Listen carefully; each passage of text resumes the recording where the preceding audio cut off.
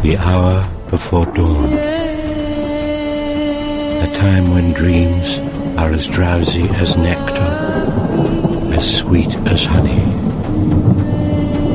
In the sky the stars are fading as the light grows, but Hecate, queen of Troy, King Priam's wife, does not stir from her deep slumber. Dreams fall upon her as she sleeps, like dew upon the morning grass. Her eyes, fluttering beneath their lids, throng with images which only the gods or their messenger, Hermes, the bringer of dreams, can make sense of. In a matter of hours, Hecate will be delivered of a second child, a second son. Yet she takes no joy in the life swelling in her womb and longing to be born. Her heart weeps because the child's father, her husband Priam, who built this great city, does not love her. Even in sleep her spirit cries out to heaven for heaven's justice. I am Hermes, the son of Zeus and the goddess Maya. I come out of the air like fire or thought to serve the gods, of whom no testimony exists beyond the minds of mortal men and women. I trouble the wakeful with dreams, and I bring to the afflicted voices and visions. When they see what cannot be seen, or hear what is forbidden, or think they have glimpsed some image, some reflection of eternity, then truly it is said that a god is walking beside them.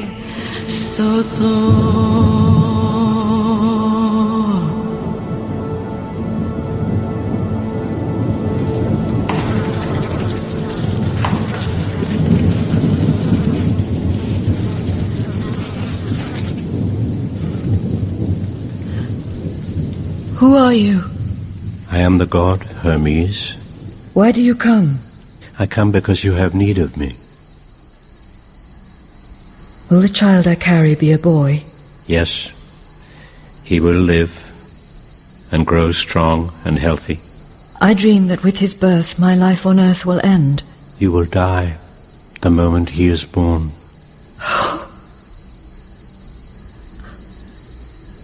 I am content. Often in my prayers I have offered my life to Zeus, if only Zeus will give me a second son. I did this out of love, for Priam's sake. But Priam does not love me. Lord, tell me this. Will you punish Priam after my death for the way he has treated me? Is this what you desire, Hecate? Yes. But do the gods hear our prayers? Do they listen to our innermost thoughts? Or are the gods themselves and everything they teach only the shadow which the mind casts like a fire when it dreams or sleeps? Priam puts no faith in fate or gods or dreams or prophecies. He says that men stand on the earth on their own 2 feet and are master or servant according to their nature. Priam is the greatest king on earth. He has built a city with 12 tall gates and walls of granite which are 15 paces wide. But it was I who gave him the strength to do what had to be done. In the first winter of our marriage, The wooden city which Priam's father had built on the estuary of the river Scamander was sacked by invaders from the Greek mainland. Priam raised an army, and after a single battle he drove the enemy into the sea. He took no prisoners. They died on the beaches where they stood, or were drowned. Then Priam rebuilt the city. He hardly slept. I had to force him to eat. He shouted, "I am a king, Hekabe, and a king worth the name sees that his men are fed first." I answered, "Without you, there'll be nothing, these people. Eat." And so he ate. I see that once you loved this man and honored him. Yes, I loved him then. That year at harvest time, our first child, Hector, was born. Priam nicknamed him Hector the Long-Faced. Hector would laugh. He would not be strange and tongue-tied in his father's presence if Priam spent more time with him. I hoped that if I could give him a second son, then he would love me again as he once did. There was a time when all he lived for was to please me. He taught me how to love him. He wore me like a brooch. But I am no longer young. My brow is lined. My thick black hair will soon be white. Priam has taken from me my youth, my hope, my beauty. Yet in his heart, he knows what all men know. One day he will come back to me, but I will not give him what he needs and wants from me. I will reject him. Do not weep, Hekabe. The gods love you, and they will deal justly with you. You must not be afraid. I do not fear death, Lord. Only the pain of dying. Life is nothing, Hekabe. A bubble upon an ocean of silence, a star in an infinite darkness. Strength, youth, and beauty dissolve into the past and are lost like smoke. But the spirit does not die as a flame dies. It lives and burns forever with a light which is immortal and more brilliant than the sun. I hear your voice so clearly, Lord. But when I wake, I will forget who you are and what you have said to me. No, you will not forget. When you wake, Priam will be at your side. You will think this is a dream. But it is not a dream. Remember.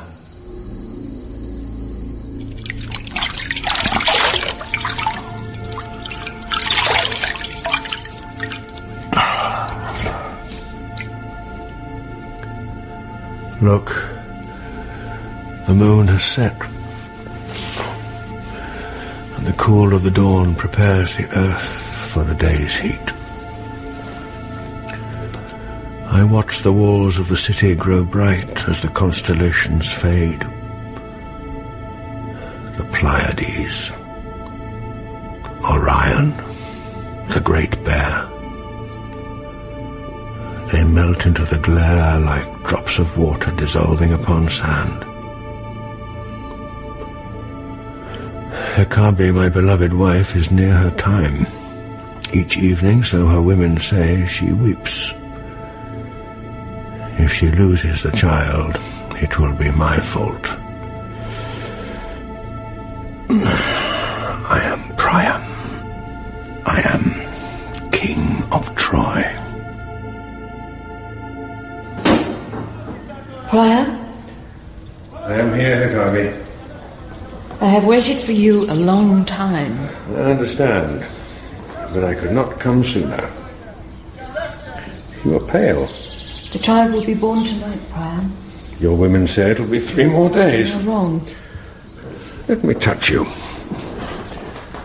Is my hand cold? Yes, a little. A healthy child. I can feel it kick. He's going to be a boy. How can you know that? What else, for a man like you? I hope so. A king is not secure with girls. A king needs boys. How can I give you boys if I never see you? Ah, Hekabe, I know I have neglected you. I know it has hurt you, but I cannot always be here in Troy at my wife's side. My work is hard, harder than you can imagine. You know well that in my father's time, Troy was a barren country, half desert and half marsh. Our enemies stole corn and cattle from us as it pleased them, while we fought amongst ourselves. I organized the people of this nation for the first time in their history. I imposed strong laws and put an end to the factional quarreling of petty village chieftains. I caused the marshes to be drained and the desert to be irrigated. Now the land is fertile, and the tribes which once owed allegiance only to themselves are proud to call themselves Trojans. They acknowledge one language, one coinage, one law. Make a home for me, Hekabe. I cannot lead the mild and gentle life of a woman. Hypocrite. When you want comfort, you take it wherever you find it. If I behaved as you do, you would renounce me. For years, I've had to stomach your wretched infidelities. The absences which you said were caused by your work, but which a wife understands well enough. I know you, Priam. I loved you once because you were ruthless and cruel, because you never hesitated, because your dreams were full of grace and energy, strength and daring, because your body was everything I desired. But I am tired of you now, sick of your casualness and your arrogance, the way you always ignore my fears, my unhappiness, the way you always think that weakness is contemptible. Pray heaven, something you love is taken from you. Pray heaven, there is something you want but cannot get. What are you saying? I am saying that the birth will be violent. The child will tear me open the moment he tastes the air. You are wrong. I am not wrong. Dreams invade my sleep. I can't shut them out. I see the gods. I see things which I cannot put into language. I dream of a flame issuing from my body which devours all of Troy, which leaves nothing except parched earth, blackened rock. What you see when you dream is only the image of your own fear. Do not be frightened of shadows. If I have made you angry, think of the past and of the good times we have known. Remember the night this boy was conceived, and how I loved you then. I remember well the night this boy was conceived. Priam had been absent for many days, but he sent no word to me, as he had promised. I waited for him until the moon had set, and when he did not come, I cursed him. And the hour before dawn, a man, or the image of a man, stood before my bed. I think now it was the god, and not Priam, who came to me that night and planted this child inside me. I think in his fickleness the god took pity on me because he knew how my body ached and how my mind was full of longing. When at last I awoke, Priam was beside me. Wine had helped him to a deep sleep. I did not wake him, but went out into the garden alone, where I gave thanks to the goddess Aphrodite for her gifts of love and fruitfulness. Oh, Priam! What have you done to me? Because you did not love me, and my body could not please you, the god has entered me. He will give you a son whose soul will never be tempered by a mother's softness and love. Who will be not a child, but a great, tempestuous fire, a bloody and devouring flame.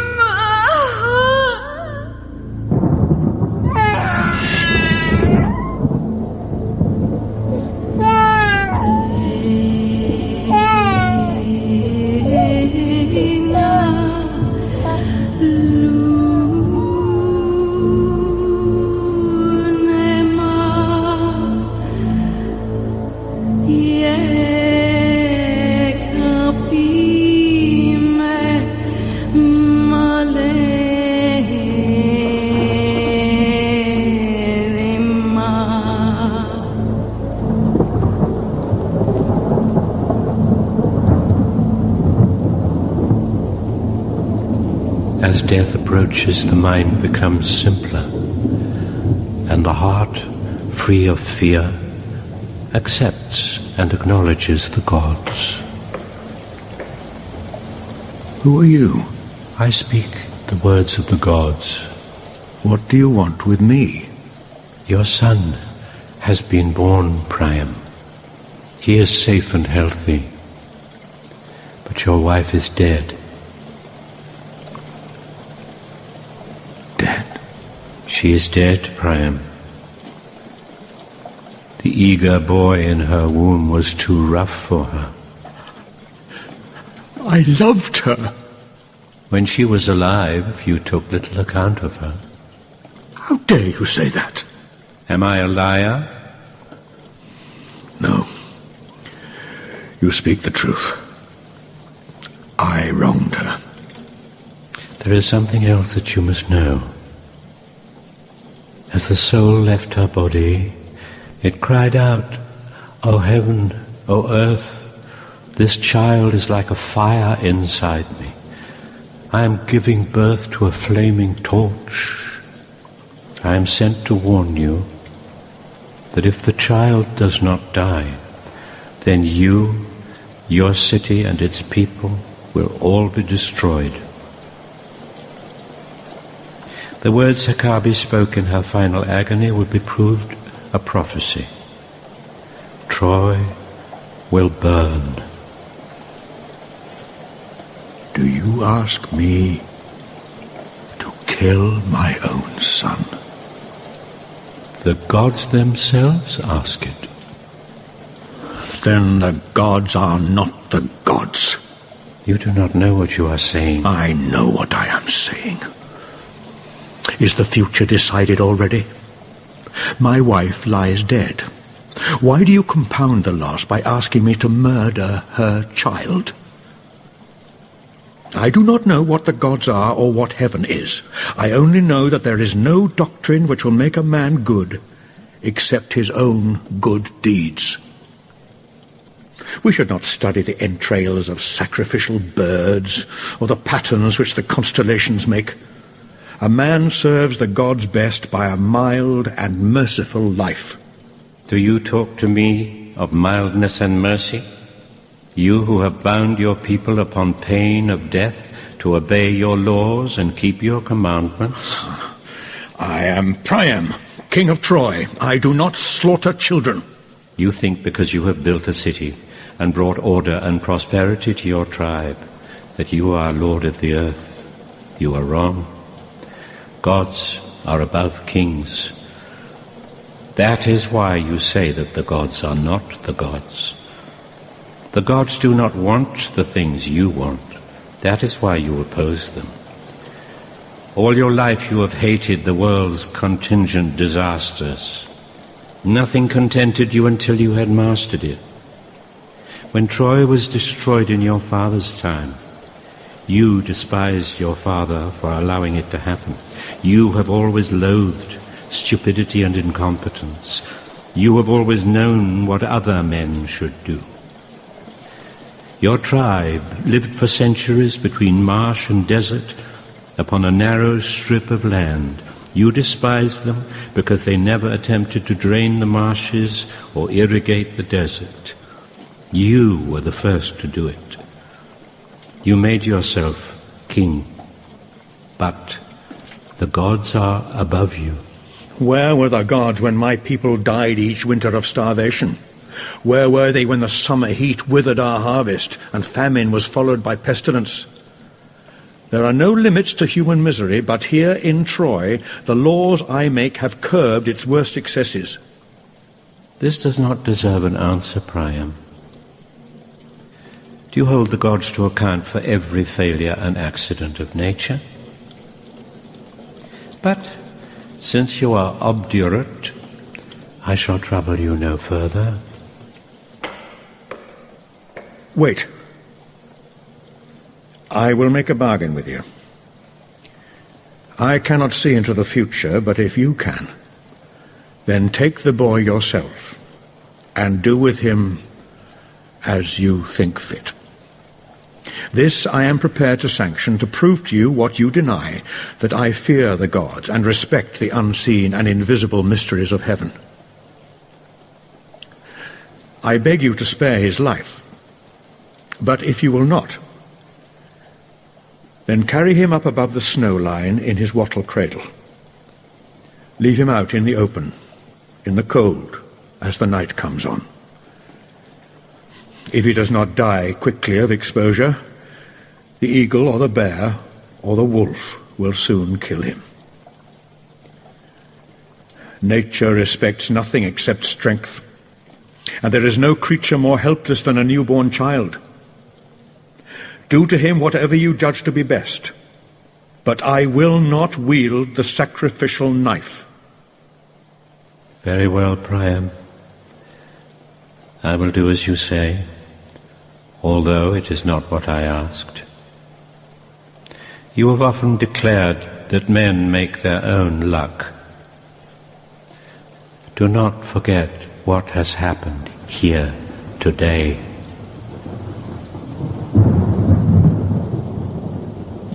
Could I forget? A child was born here, but no sound, no trace of him remains. He has gone into the air with this man who came like a shadow.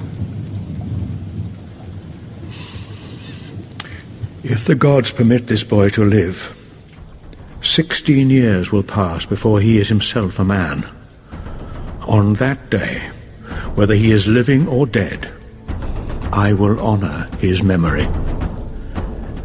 I will sacrifice at the altar in the temple of Apollo a milk-white bull with no blemish or mark upon him. I will give the life of this spotless creature as an offering to the gods in memory of the son who was lost to me when his mother died.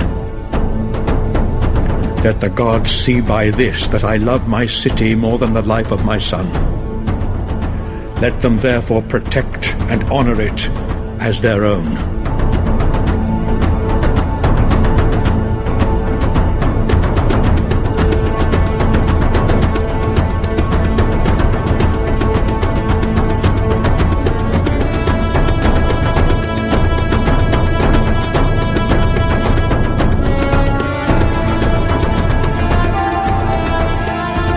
I left the city of Troy and went with the child into the wild country near the slopes of Ida, the holy mountain.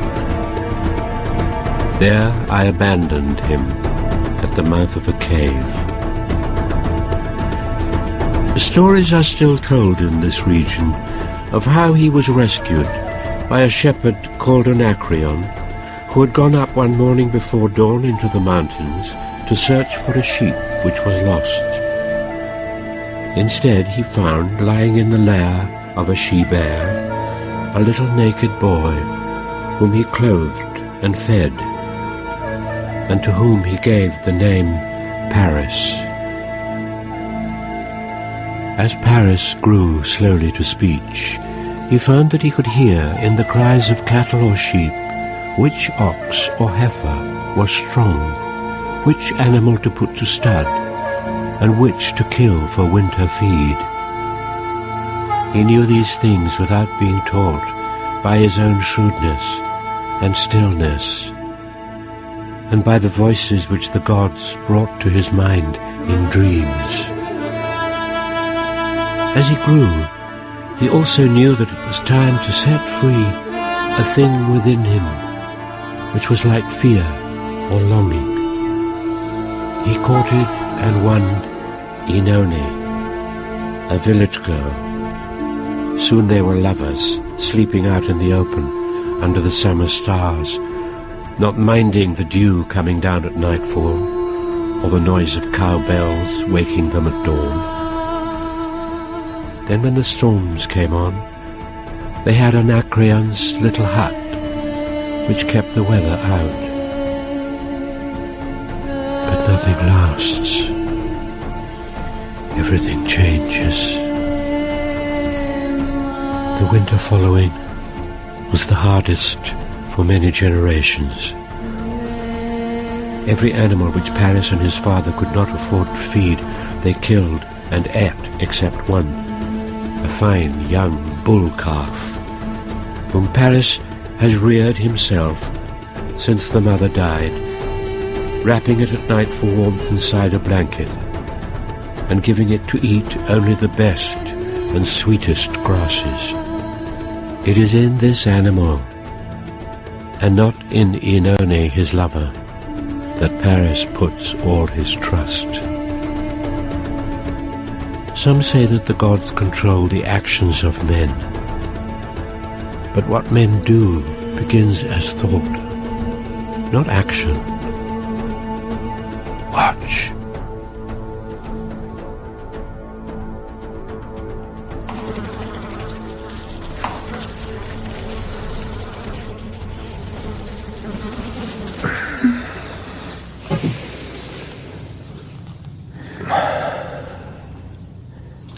Look. The moon is set. The stars are fading. It'll be light soon, and the day will be hot. Where are you going? Up to the high pastures. 2 of my new wattle fences already need mended. Last night I was kept from sleep. I feared that one of the animals would escape. I must get the work done before the sun reaches its height. You wake so early each morning. You go up into the hills before it is light. You think I am still asleep, but I watch you as you dress. I long to give you children to help you. Why will you not marry me as you have promised? I have denied you nothing. What more must I do to make you happy? I long to be yours openly in the eyes of the world, so no one will whisper that I am shameless and have no modesty, or that I sleep with you only to make you stay. Why did you woo me and make me love you if you cared nothing for me? Oenone, why do you quarrel? Everything I do for you. But I have sworn not to marry until I am sufficient and secure. Oh, I have told you this often, but you do not listen. Can a woman protect a man? Can she put him beyond the reach of misfortune, or illness, or the malice of other men? You talk of love, but the world is as it is. In it, the good man suffers, and the evil man goes free. Only the strong survive. Consider Anacreon, my father. For 50 years he stood tall and straight as a pine. But now that old age has whittled away his bodily strength, he must be left to starve unless I work to help and care for him. Your father did his work in daylight, but you rise long before dawn. My father was contented if each year was the same as the one before it. But I cannot be happy unless each day I have striven in some measure to improve my condition. One day soon, Oenone, I will be the master of a large farm, and men who are herdsmen as I am now will work under me as my servants. How can you know that? I have had dreams. Tell me. No, Oenone. Put dreams into words and they make no sense. Come quickly, my son. There are 2 strangers on horseback approaching our home. They came up at dawn on the track which leads from Troy. When I glimpsed them first, they were 300 paces distant, moving among the pines and cedars. The one who leads is no more than 19 years of age, but the other is darker, heavier. At his side there hangs a sword belt of soft leather studded with silver, and over his shoulder a nobleman's cloak trimmed with fur. Don't fret yourself, father. I'll go out and see what they want. I don't like and I don't trust faces I don't recognise. Good morning, gentlemen. Not seen you two before. Have you come far?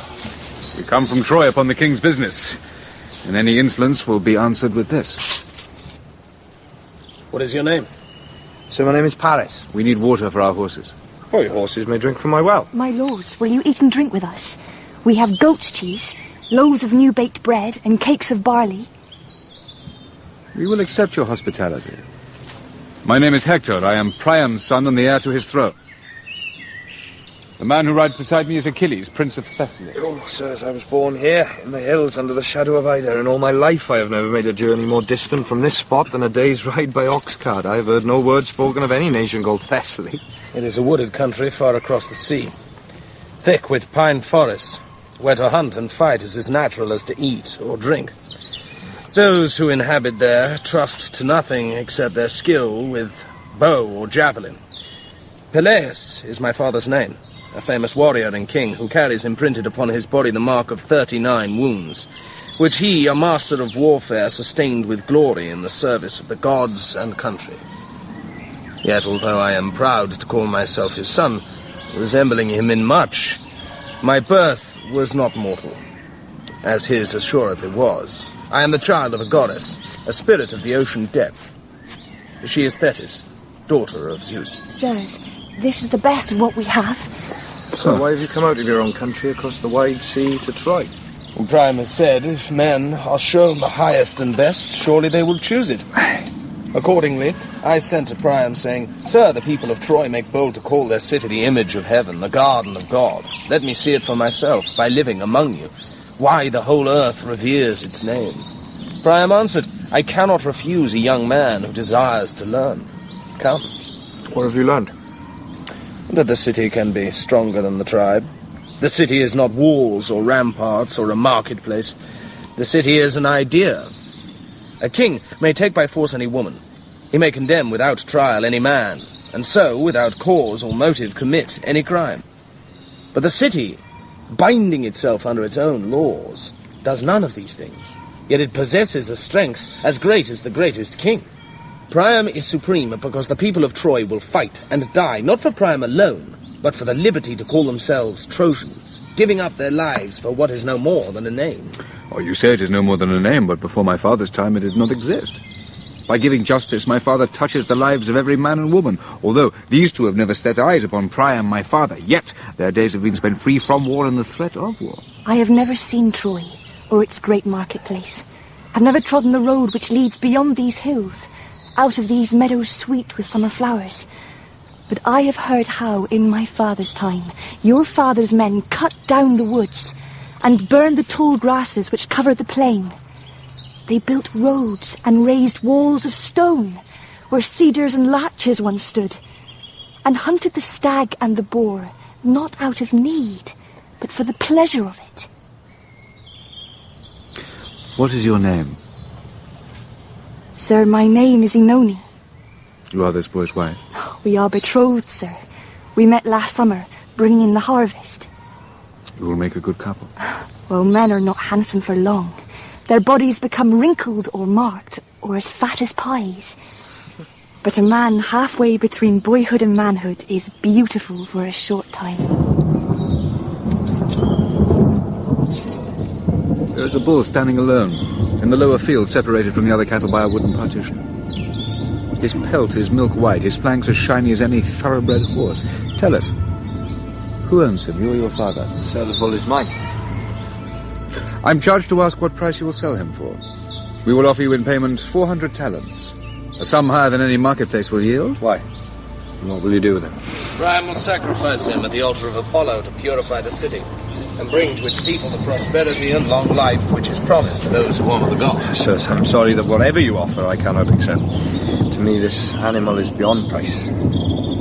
How so? He's only a bull. Sir, I have an eye for the qualities of cattle and take pride in being correct in my predictions. Better breeding stock than this you will not find in the life of a generation. That is why I reared him myself, fed and nursed him with my own hands, and at my own cost. It was an investment which I had the foresight to make against an uncertain future. The price you offer me in compensation will not buy me what I shall lose by accepting it. Sirs, I am a herdsman. Each day of my life I must labour in barn or in cattle byre, in low-lying meadow or high-hill pasture until my body is worn to the bone. Yet I do this not to be rich or for the satisfaction I take in the task, but to be spared starvation, to eat in safety by my own hearth, to sleep sheltered from the weather. And at the end, when I've toiled away the youth and the strength of a lifetime to earn these meagre pleasures, how will the gods reward me? They will give me what they give indiscriminately to every man and woman: old age, sickness, and death. Therefore, sirs, do not laugh at me when I say that all the hope and ambition of a young man's dream is in this animal. If you take him from me, then you condemn me to live out my life in utter poverty. Others of your kind do so and are contented. No, they do so because they must. We've been patient long enough with this argumentative boy. Yes, the time for words is over. What you have refused to sell us, we're empowered to take from you by force. If you obstruct us, we will cut you down. We gave you opportunity enough to make yourself rich and even to earn the favor of the King of Troy himself. But you have preferred another way, a way of stubbornness and pride. If you try to take what is mine, I shall do as any man would do, fight until either you are defeated or I am dead. Boy, be warned.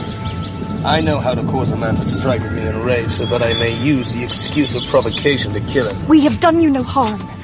Why are you treating us with such disdain? Where is your gentleness and courtesy? Madam, we came here in peace to carry out the orders of the king, but this boy has refused the fair price we offered and sought a quarrel. No, it is you who have made the quarrel. It is easy to be a tyrant to a poor man who has not the means to defend himself. Why do you boast to me of your strength? It is only the power to steal. I am no tyrant. You do not know what tyranny means. My father is a great man. I do nothing he would not approve. Does he know what you do to his good name by thieving from the poorest of his people? Be silent! If we were any of the things you say we are, you would not be living now to say them. Oh, kill me then! Huh? I am poor. I have nothing. This bull which you are stealing is everything to me. The gods give us life. They give it freely and generously, but you make a world where men have no more divinity than the ox which is harnessed to the plough. You rage at us, boy, but what angers you is this, that your birth and parentage bind you to the earth. Yet prove to me that you are fit to live free as a free man, and I will advance you. If you are certain that your cause is right, then follow us to Troy and put it to the test. Speak before Priam as you have spoken to us. Stand as an appellant in Priam's hall of judgment. He made the law for men such as you. He loves it more than you love yourself. But if you have not so much courage, then live upon the earth as a creature of the earth and be contented.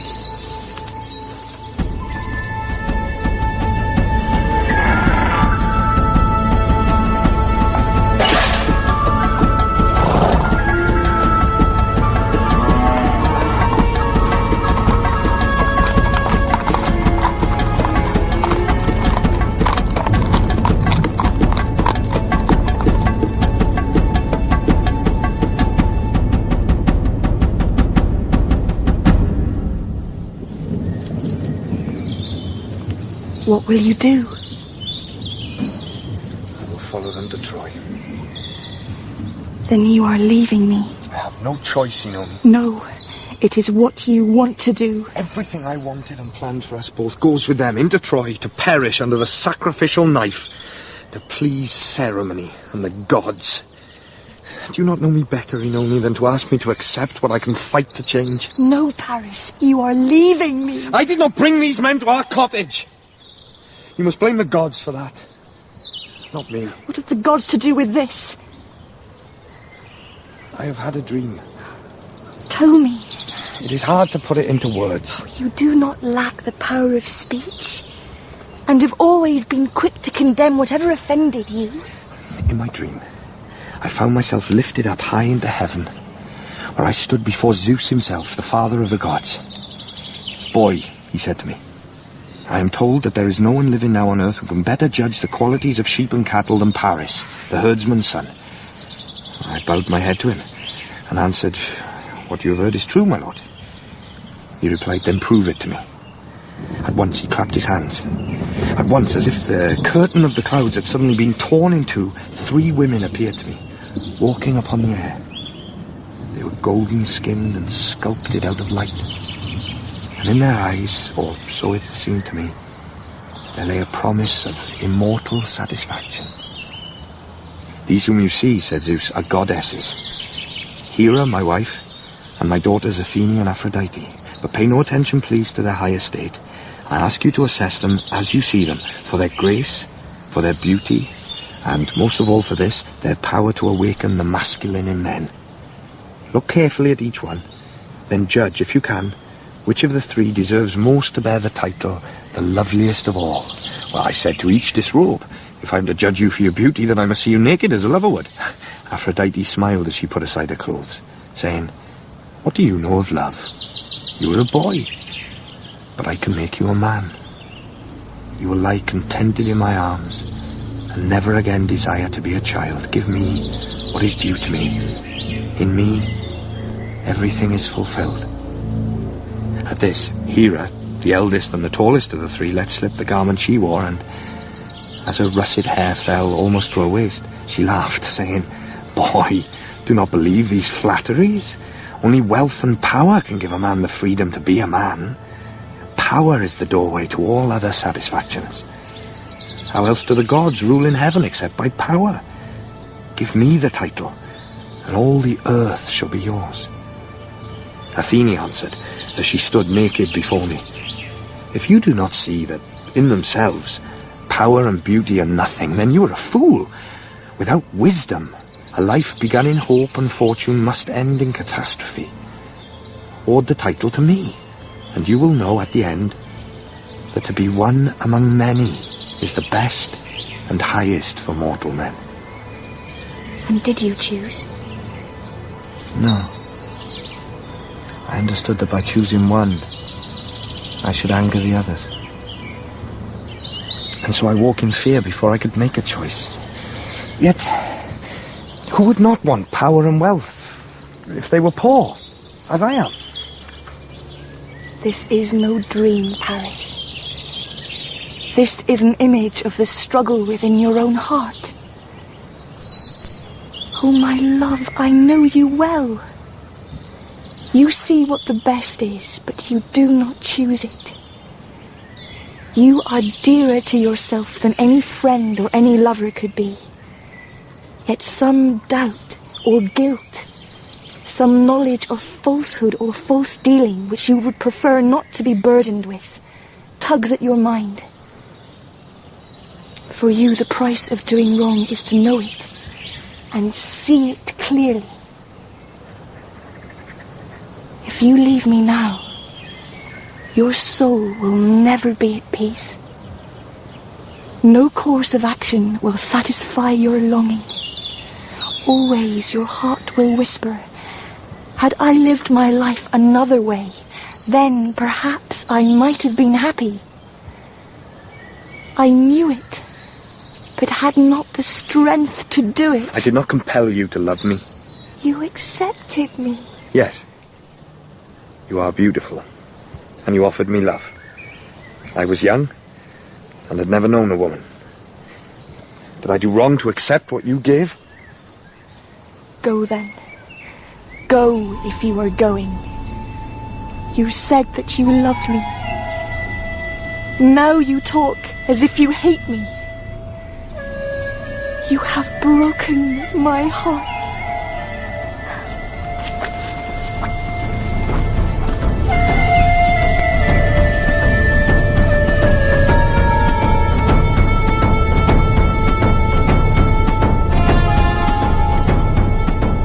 Oenone is weeping, my son. Why? What is the matter? I told her I'm leaving her and going to Troy. You are not free to leave. You're pledged to marry her. I made her no promises. Do not make me despise you. Do not break my heart as well as hers. Father, I have tried to love her, but I cannot. If you say that you never loved her, then you've deceived me as well as her. I love her beauty, but beauty is not enough. Girls from the village are not beautiful for long. Before they are 20, you see the wrinkles form around the mouth above the eyes. Their shape alters as they eat too much and bear too many children. Is that a reason to leave and go to Troy? I go to Troy, Father, to get back what is mine. If you challenge them again, they will kill you. I'm not afraid. You should be. You are a herdsman. There's nothing in Troy for a man like you. A man has only a single life. Why must I spend it here among cattle and sheep? What can be worse than to leave the space empty between cradle and grave? You know, the tree in the meadow says to me, "Make me free of the root which holds me and binds me." The fish, which I hook out of the stream, say to me, "Send us back to the long wild river where we were happy." The fire climbing in the grate, cries out, let me leap up to heaven where everything is heat and light. The gods are cruel. And then they blessed me with a son I never hoped to have, and now at the end of my life they take it from me. Father, I do what I must do. I am not your father. It is time that you knew the truth about yourself. I am a herdsman, but you are not a herdsman's son. On the day you were born, your father tried to kill you. He abandoned you when you were cradled at the hour of your birth. I found you in the mountains, lying in the lair of a sheep-bear. You were warm and pink as a piglet. I have always loved you, but you were not as other children. The people of this village often spoke against you. They did this because they were frightened of you. I have lived a long time, but even I have never understood the things you say you feel and which you see in your dreams. Why have you kept this from me? Because I did not want to lose you. My own beloved wife Euryphile died giving birth to a baby girl. I buried the girl beside her mother, thinking as I dug the grave that my life was over. Then, only a month later, up in the hills, I found you.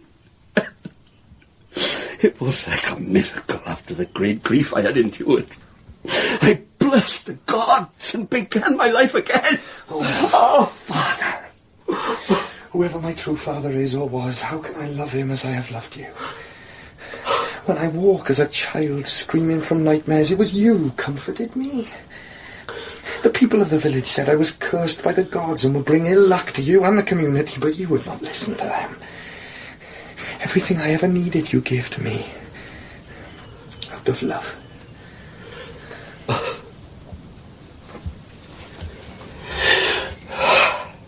There is something else.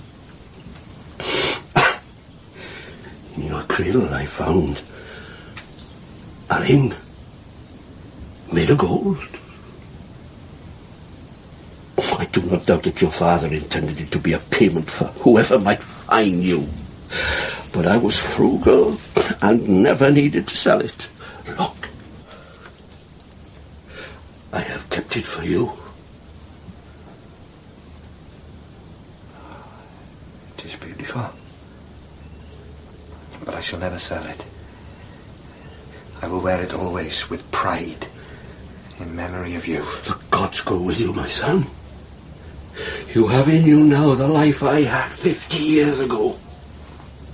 Nothing could hurt me more than to hear that you are dead. Remember that.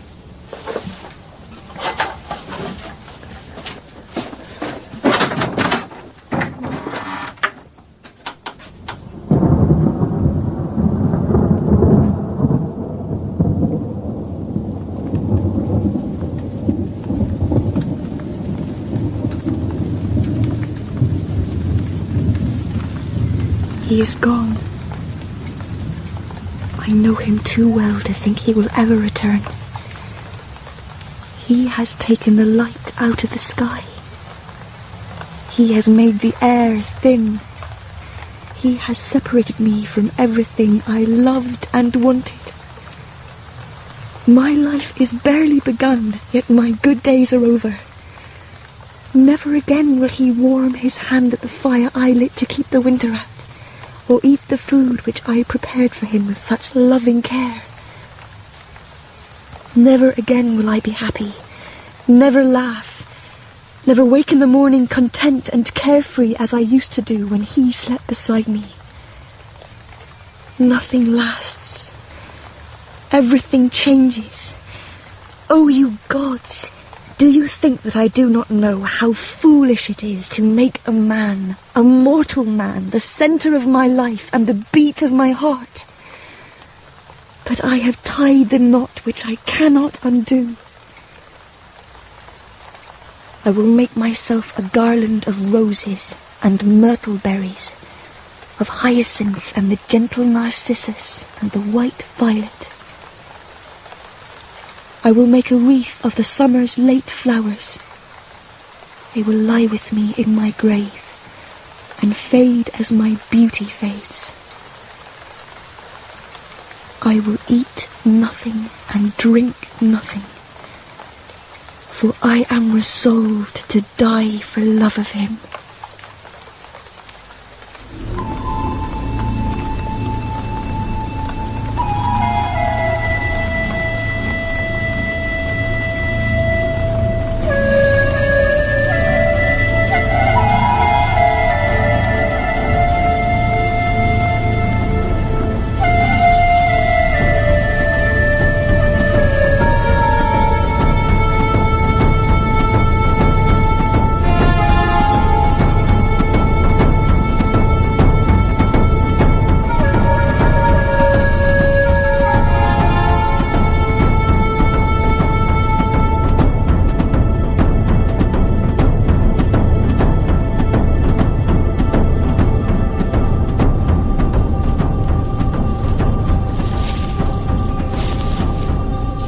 Are you not Oenone, the dark-eyed girl whom Paris the herdsman loved?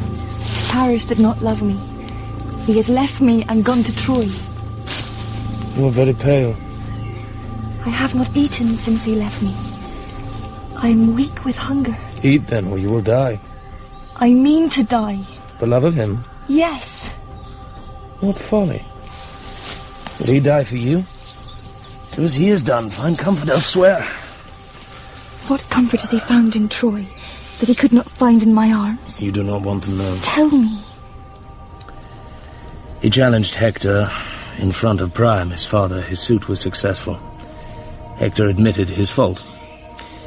Priam believes by the ring that the boy wears that Paris is his own son, who was discarded in his infancy to comply with the prophecy of the gods.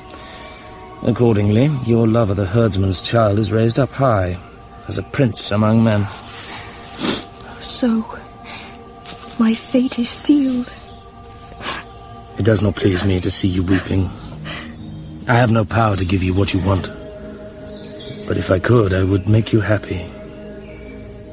You are young. Do not destroy yourself because a man does not love you. I have no choice. I think of nothing except his face, his body. I hear nothing, only his voice calling sweetly to me. You are beautiful. Come with me. Sleep in my pavilion at my side. You will be famous forever as the lover of Achilles. I cannot. You are as good as he is. But you are weak. Be strong. I do not know how. Make your spirit harder. Your need simpler. No. Well, then I cannot help you. I came to Troy to find a companion for the life I mean to live. I sought a brother, but Hector does not feel the touch of honor which I feel. He is not a warrior. His loyalty is to his city. I have no city. I was bred in the woods and have hunted since I could stand. I know only the meadow and the forest and the wide plain and the salt sea shore. There my mother's voice can be heard in the waves, the wind, the cry of the wet sea bird. When I am alone and heavy of soul, I stand where the waves meet the land and I listen to her soft sea voice. She tells me that I am born to greatness, yet in my heart I know I shall not live to be old. Oh, be at peace, Achilles. Be happy with a woman. There are many who will love a man like you. I was not born to be happy. I was born to fight. In this world we destroy or are destroyed. Creatures in the wood kill each other, so why should a man not live by killing other men? What other life? What better way is there than mastering by strength, testing by combat? How do fish live in the sea? By eating each other. How do birds live in the air? A hawk tears the finch. Help me, Achilles. How? I will do for you whatever lies in my power. Take my life. You have the hands of a warrior. You can kill cleanly in a single movement, as the bird catcher kills the bird. Do not let me suffer. No, I will not do that. I will not take life promiscuously for its own sake. The gods make this demand of a warrior, that he fights not for his own gain, but for honor, to help the helpless in their affliction, and to free the soul from its captivity.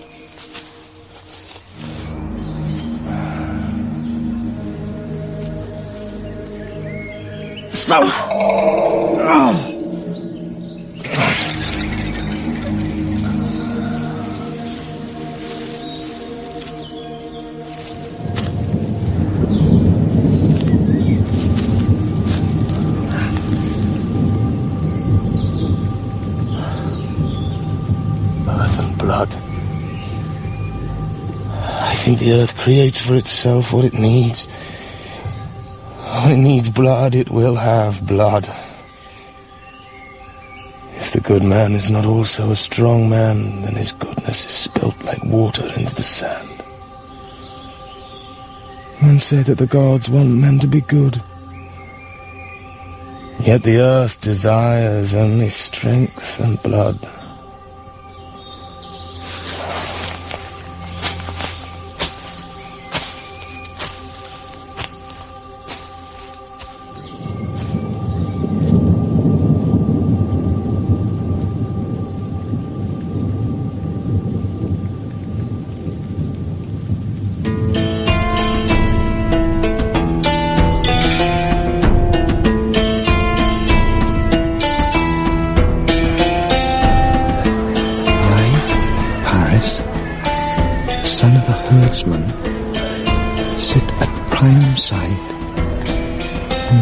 The gods.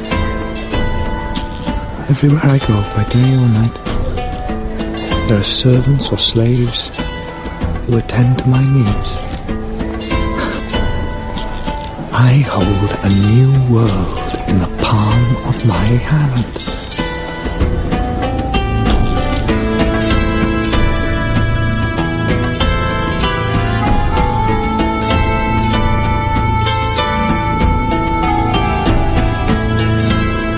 Tell me, child, what the short summer night has shown you.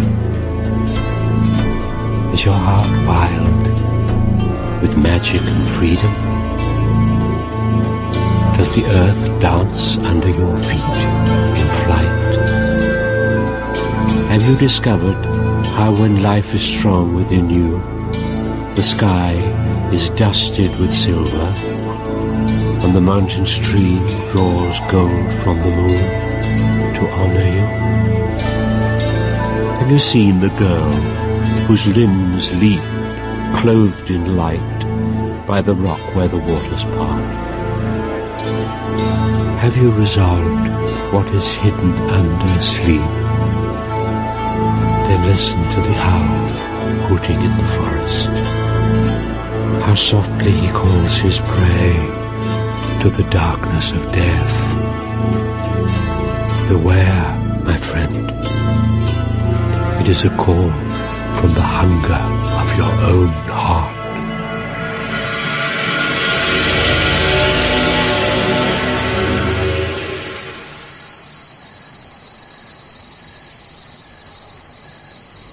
Come closer, Paris.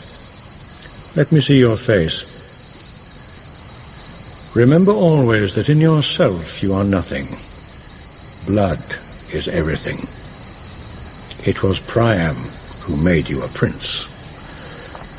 But as long as you are loyal to me, I will protect you and love you.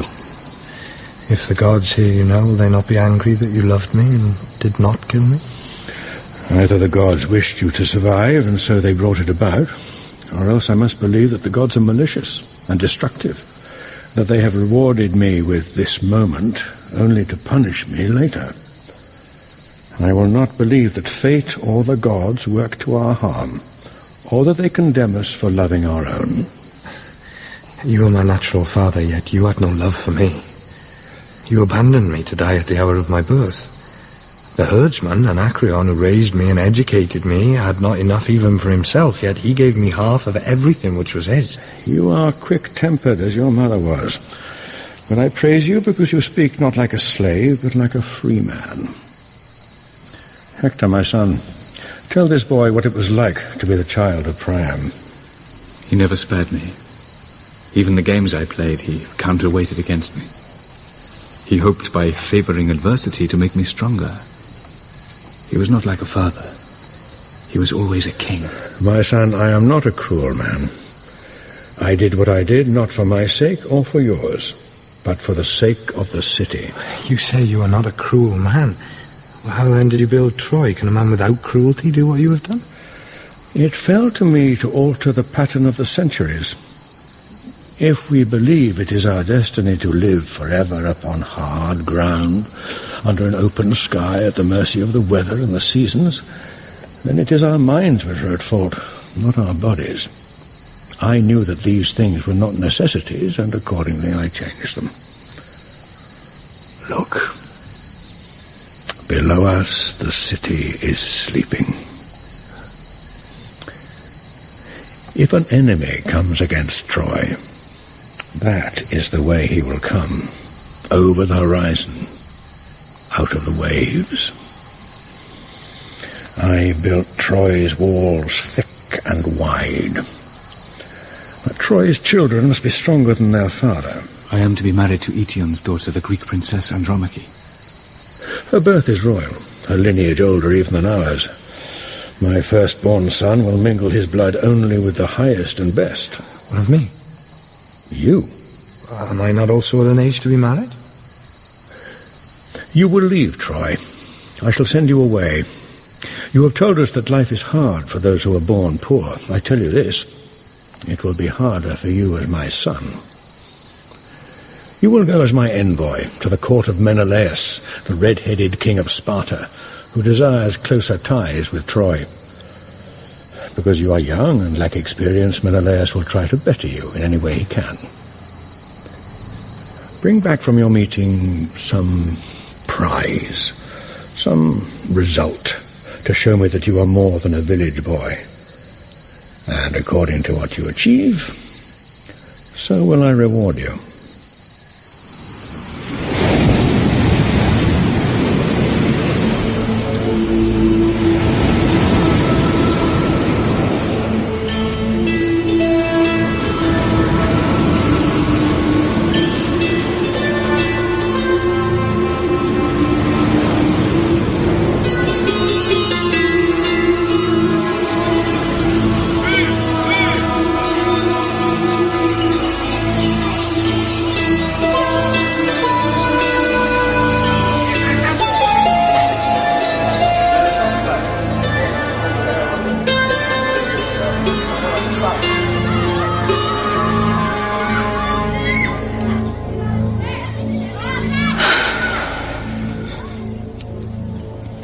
His name is Paris.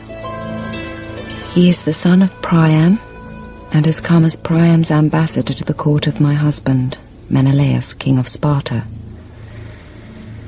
Tonight, at dinner, Menalaus, who was drunk, spilled wine on the table.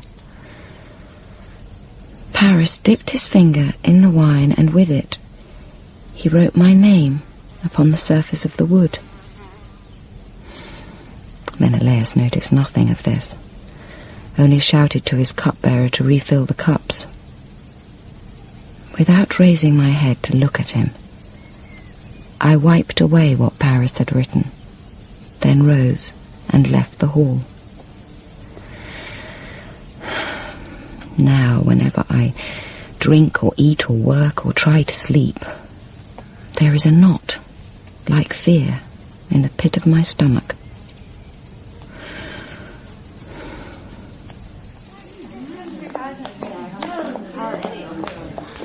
Sir, welcome to Sparta. Sir, I thank you.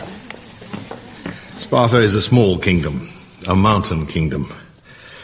We lack Troy's wealth. Yet we are strong and at peace because we count Troy among our friends. Sir, my father commands me to say that Troy is honored to be Sparta's friend.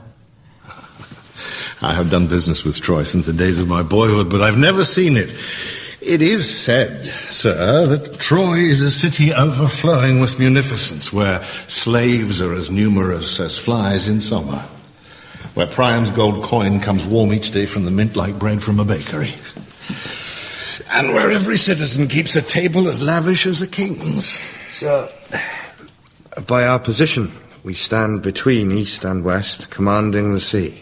Yet, we prefer to make ourselves rich, not by war, but by trafficking. Sir, time for war is coming. Troy has done well, but she must understand that wealth is worth nothing without strength. And my father Atreus was called a pirate, but by warfare he and his confederates humiliated Memphis and Thebes and took from the pharaoh Merempta corn enough for 10 winters. Since I became its king, this nation has fought no wars. I have preferred to codify the law and see it obeyed. For too long these islands have been riven by tribal dissension. The chieftains who govern fight too easily amongst themselves. But my brother Agamemnon and I have learned from Troy what unity can mean to a nation. Sparta is a stronghold, not a city.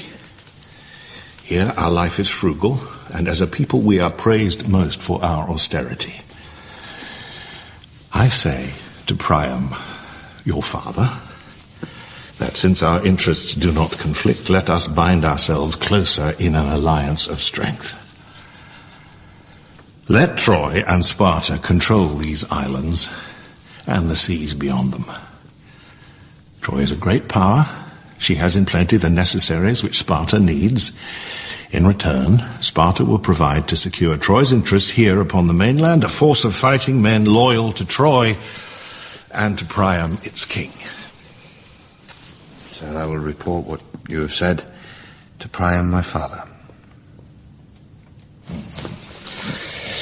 I am obliged to delay our conference. News came this morning from Crete. My grandfather's brother, Catrius, the old king, died in his sleep 3 days ago. I barely knew the man, but I must travel to Crete to see him buried and to preside at the funeral games. I will be gone only a short time. Treat my house and everything in it as your own. I leave my wife Helen under your protection. Sir, I am honored by your trust.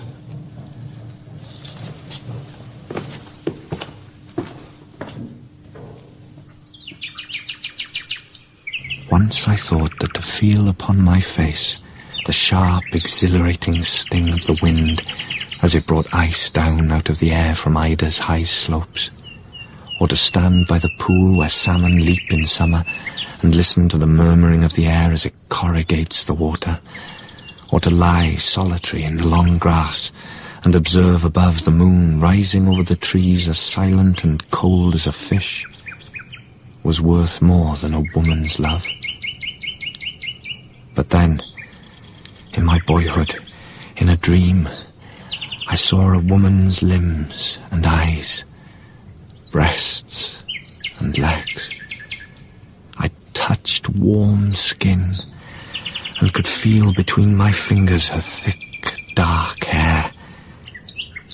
I thought that she was a goddess. Then I thought that her name was Oenone. All of my life, her voice has been calling to me. Sir, my husband left Sparta at dawn and will be gone 10 days. In his absence, he instructs me to make you welcome. Madam, it is an honor to be at your disposal. You are Queen of Sparta. I know what authority and power lies in that title. So why do you flatter me? I am Queen of Sparta, but in myself I am nothing. My husband gives me name and title. Everything I own or am belongs to him or his estate. Yet you must know that for 30 years my father, King Tyndareus, ruled in Sparta. Menalaus is a stranger here. He came for me and for the crown he got by marrying me, according to the ancient custom which Spartan kings revere as law. Until I was 10 years old, I believed I lived the happiest life on earth. After that time, I was courted in love, sought as a prize, desired as a living gift. But the more men desired me, the colder I became. Madam, you were wrong to say that you are nothing. You are Helen. You are the daughter of Leda and Tyndareos. All of your life stories have been told about you to account for your beauty.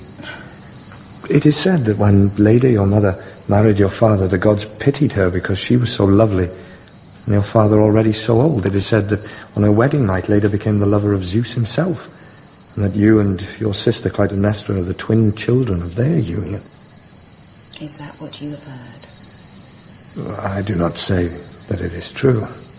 I understand that I am beautiful, but it has brought me no contentment. I remember how on the day we were 14 years old, Clytemnestra and I were summoned to see my father. He told us that we had reached marriageable age and must, henceforth, have husbands. In the negotiations which followed, Clytemnestra was given to Agamemnon, the elder son of Atreus, ruler of Argos.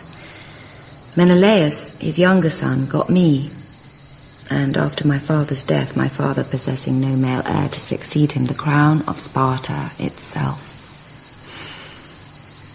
Atreus and his sons are descendants of a tribe foreign to this nation.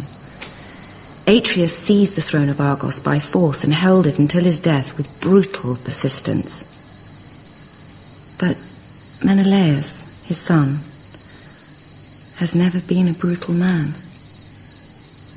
On our wedding night, his fear of me was so great that when he gripped my shoulders and said to me, "Now you must undress," his hands were shaking. Madam, why do you speak your most private thoughts to me, as if you and I were lovers already? Sir, you are not ignorant of why. I am not naive.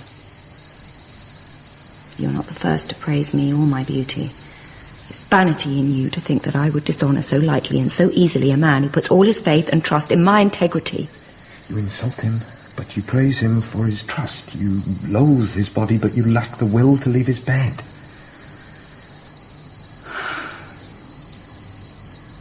All my life, the eyes of men have followed me. Since my earliest days, I have been gazed upon with an intensity you could never comprehend. I recognize the heat, the insanity threatened by a glance, the possessiveness or contempt concealed in the gentleness of a hand. I do not ask you to be my lover briefly and in secret while your husband is away. I ask you to be my wife, to be mine openly, not furtively, to come with me to Troy, where you will never be my property, but will live free, as a free-born woman. What you say to me, you say only to further the achievement of your own selfish pleasure. If you do not love me, my life is ended. Inform your husband when he returns what I have said to you or tried to do, and he will take my life. But of this be certain, Helen, I will not leave Sparta without you. Sir, let me live as my condition compels me to live. You know well that to break the oaths of marriage would show only contempt for heaven and the gods who watch over us. The gods led me here. The gods showed me your face. I knew you existed, but did not know how to find you. In the mountains the gods cannot be seen, but I felt them always. Their eyes were watching me, their minds weighing me and judging me. That is why they have led me out of a village where I lived in poverty to a great city where I stand at the side of a great king. Now they have brought me by miraculous means to Sparta,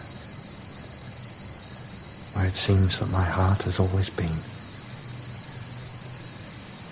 Oh, Helen, you know that love has no reason or sense, It lies deep in the blood and is roused like thunder from a summer sky.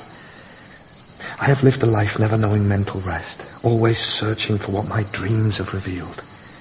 The face of a woman whom I will love until I die. Oh, gods. Oh, heaven.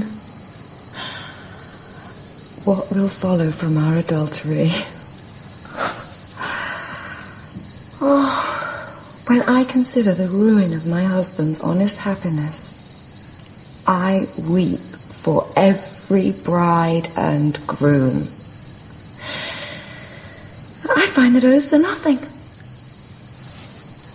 It is the folly of our youth to make light vows which are lightly broken. I swore before heaven a lifelong mutual faith, yet I forsake it at a stranger's touch.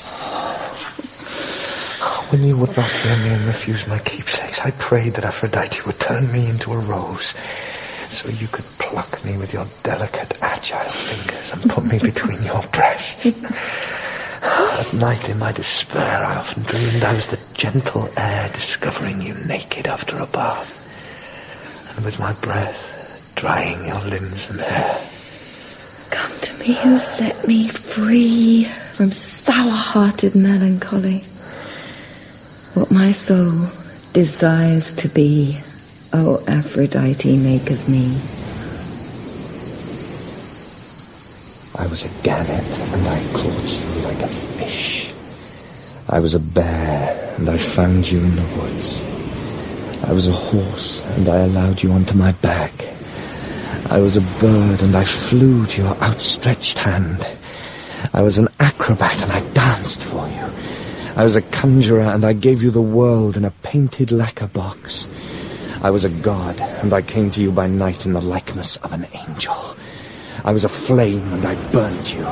I am smoke, and I will not leave your room. I am wind, and I burst in at your window. I am water, and I cool and soothe your forehead. You alone are real. All other things are imaginary and will pass.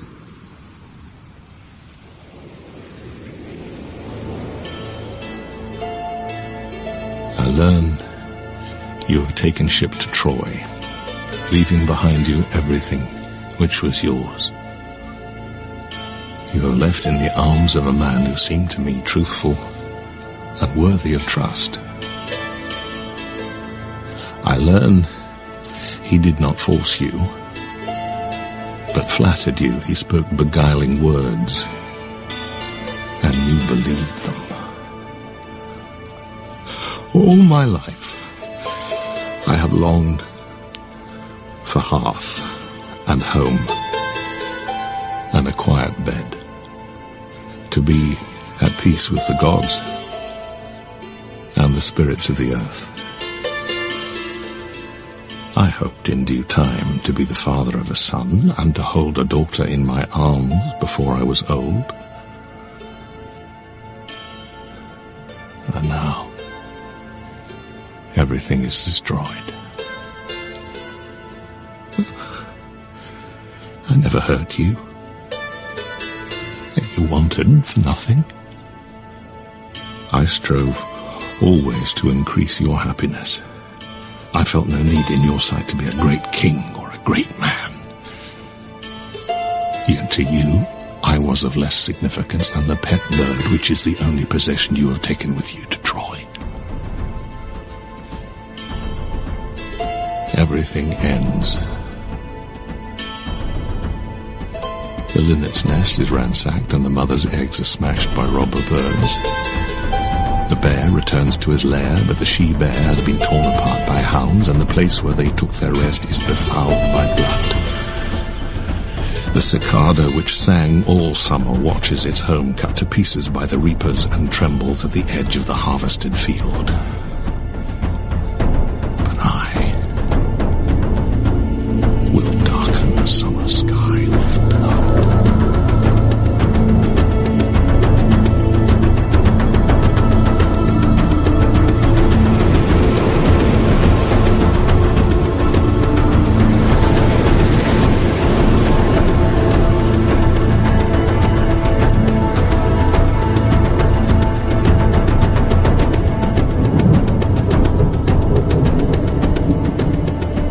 see what none of my race has seen in half a century.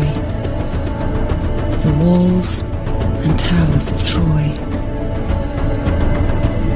It is truly said that this city was built by Apollo to be a beacon to the world.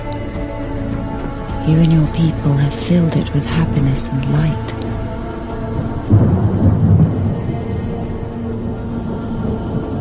Do you come to Troy of your own free will? I do. What promises has my son made to you? He has made no promises, Priam, except his hand in marriage, if you will permit it. How can he marry you? By order of law, Menalaus is your husband. By my actions, I have annulled the marriage. I am Hector. I am Priam's eldest son and the heir to his throne. Tell us why you have come to Troy. I come to Troy because I've heard that Troy is free and fearless. I come to claim by marriage the freedom which is the birthright of every well-born Trojan woman. In Troy, no human life is sacrificed to the gods. In Troy, even a slave cannot be executed without due process of law. By your example, you have taught the world what the world should be. I cannot return to Sparta. Spartan law would take my life for what I have done. I ask for your protection. I am Andromache. I am Hector's wife. I mean you no disrespect, but you're a child. You know nothing of what we are, or believe, or what is needful for Troy and its people to live at peace under the law. You are wrong to be self-willed. I must tell you that before our wedding day, Hector and I had never met. Yet to me, he has become my perfect image of a man. If you could not find happiness at your husband's side, you might have sought comfort in a life of obedience, honouring your husband's household, raising his children. You were not ill-treated, and were never denied the rights and privileges appropriate to your rank. But it seems you had no care for a husband's humiliation. I believe in the gods. I fear them and love them. I think we were put upon this earth to love and to learn how to love. Heaven brought Paris to Sparta. I did not ask it. I never prayed for it. It happened. Menalaus will come for you, Helen. When it falls to me to ask the people of Troy to spill their blood in Troy's defence, or else be destroyed, what will I say to them? Men do not go to war over women. They go to war for reasons of their own. By your position, you command the Propontic Sea. Trade routes are open to any nation strong enough to seize and hold them. Agamemnon and Menalaus are greedy for empire. I know the island chieftains. They will fight. Yes, they will fight. Because fighting is all they know. Their wives despise them, and so they go to war. You bring this girl to Troy, making promises to her out of love, which only the expenditure of Trojan blood in war can guarantee.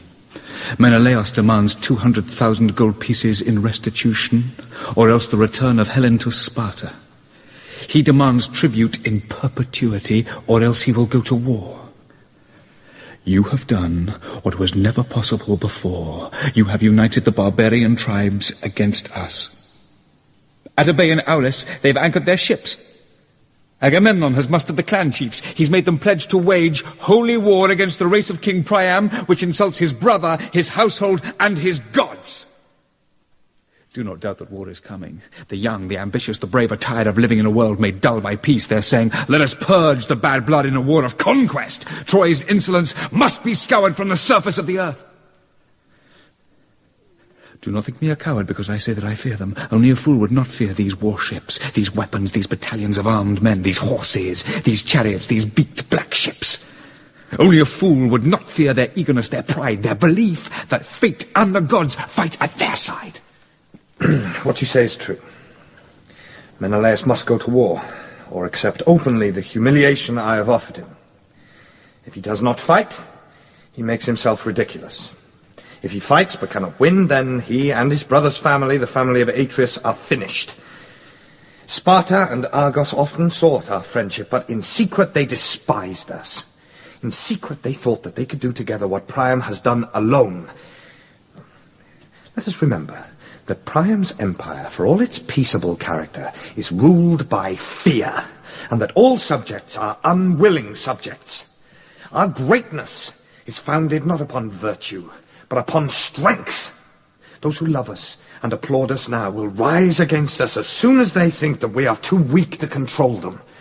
We have become an imperial power, and for us there is only one destiny: to grow in strength or to fall, to consolidate our power by fresh conquest, or to yield to our enemies everything we have achieved. My son, you speak now as I did 30 years ago. This woman is not worth a single Trojan life. She is the pretext and not the cause. The cause is empire and command of the sea. If we give them war, we give them what they want, and they will use the advantage. If we make a treaty, Agamemnon will disperse his army, and the treaty can be broken later. They will not make a treaty.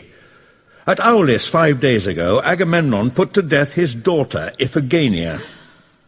She was, or was reputed to have been, his favourite child, but he killed her without hesitation at the behest of Apollo's high priest, who promised him that in return for a virgin's blood, heaven would grant his army a just and honourable victory.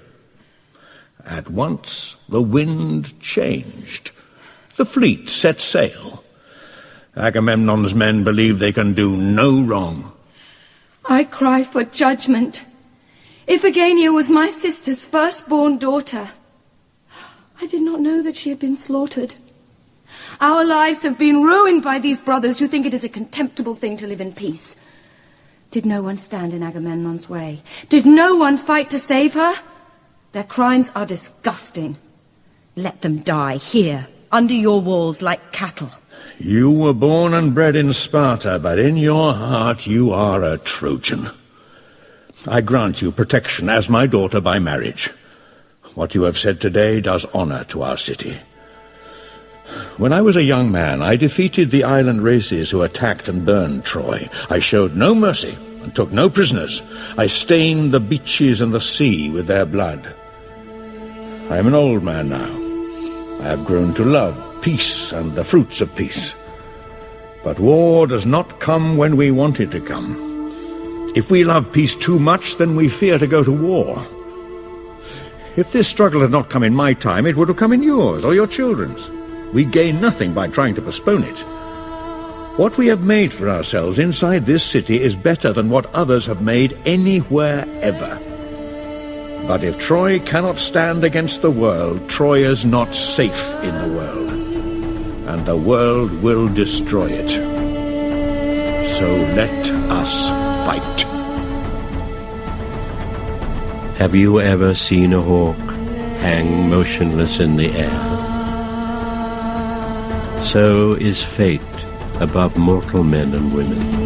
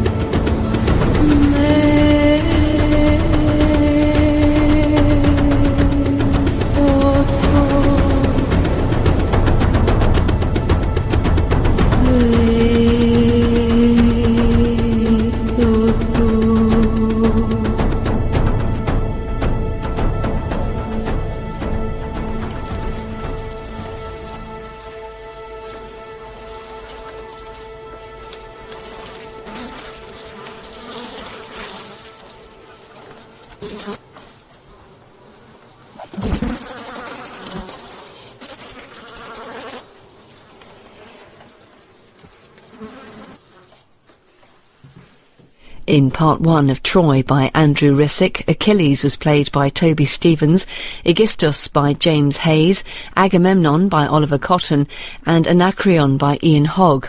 Andromache was played by Emma Fielding, Electra by Cassandra Sperry, Hecate by Deborah Findlay, Hector by Michael Maloney, Helen by Geraldine Somerville, and Hermes by Paul Scofield.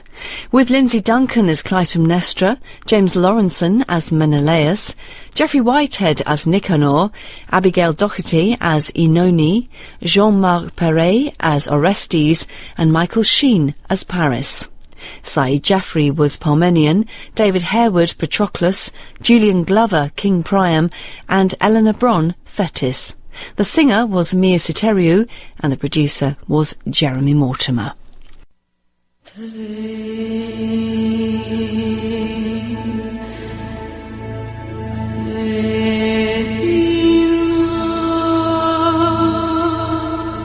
Midday, heat, stillness. The sea below the walls of Troy barely moving. The sky vast and unblinking. No one stirs.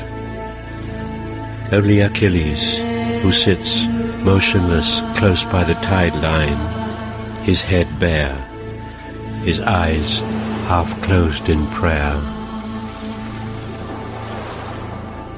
I pray that Troy will never fall. Let it stand until the end of history. 10 years I have fought for it, here below the walls under Agamemnon's leadership. 10 years of stupidity, waste and failure. O Mother, O my Creator, hear my prayer. I am your son, Achilles, your miraculous boy.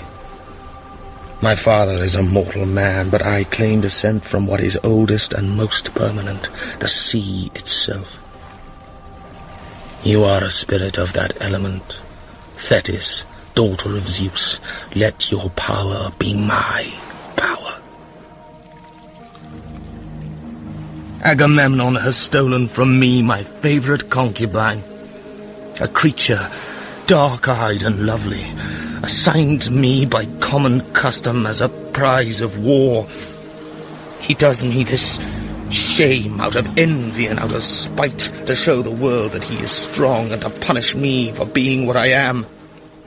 Your son, the greatest ever born, and knowing it, and saying it. Now he weeps, and as he weeps, the ebb and flow of waves upon the shore brings back to his afflicted heart, somehow, the memory of his mother's arms, how she would rock him asleep and sing to him in a low and soothing voice her songs of sleep and forgetting. Sometimes in the noonday heat or the silence of the night, he hears her voice speaking inside his skull, like a cry which is never released. Oh, my son, why do you weep? A man of power betrays your trust and you're surprised. I know what men like Agamemnon are. Your father, Peleus, was the same. A soldier, an adventurer, a brave, bone-headed, violent, aristocratic thief. He ransacked Troy when Heracles was general, then came home rich, intending to live a good life, but had no woman of his own. Hearing that I derived by birth and beauty from the eternal gods, he swore to make me his wife. He hid in a cave on a beach, and when I came down at dawn to the sea's edge to swim naked in shallow water, he followed, resolving to take me by force if necessary. Soon his hands were at my thighs, his lips at my breasts. I fought back, using all my magic arts. I became in turn a fish, a bird, a crab, a unicorn. But your father, made proof by his desire against the pain, held on to me tight through all the straining transformations.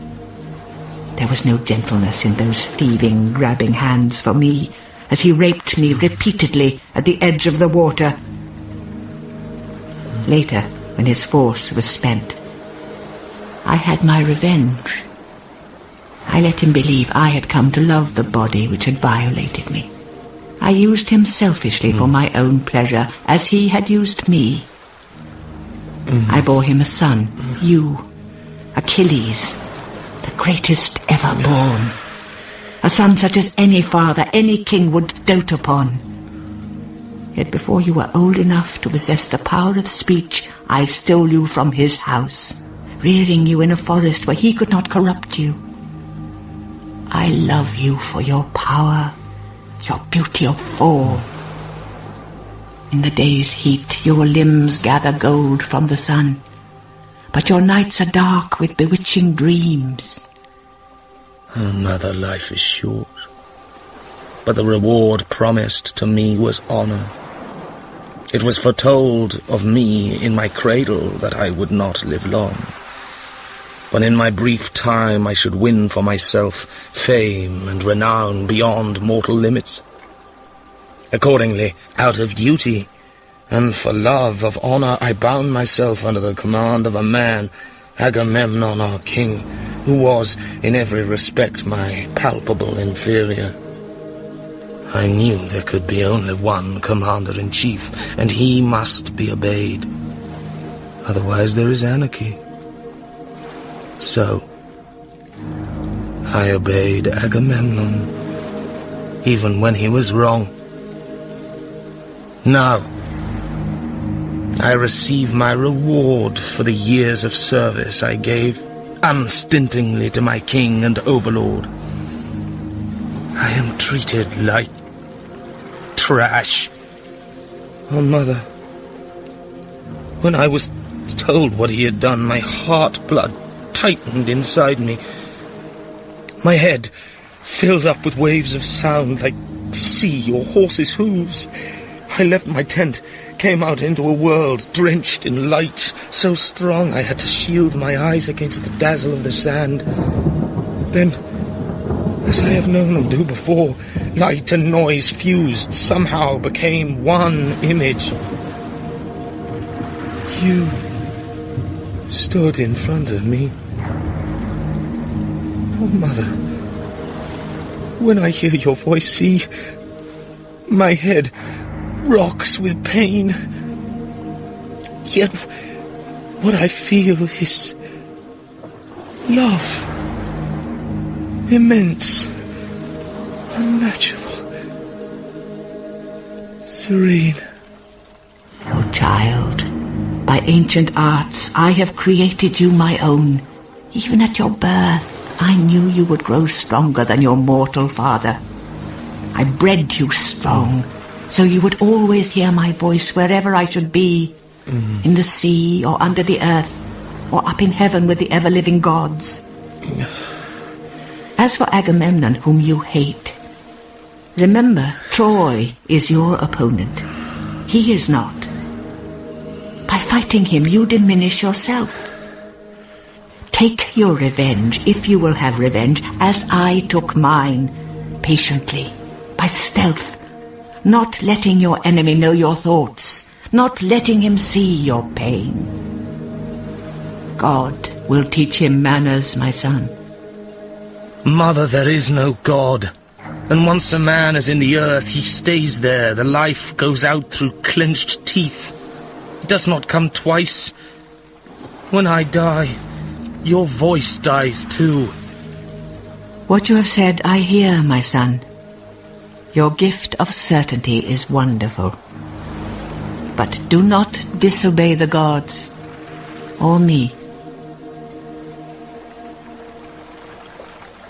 Mother, I do what I must do. Anger has its own lord and its own time. Let whatever powers there be in sky or earth give me revenge. Let Agamemnon suffer.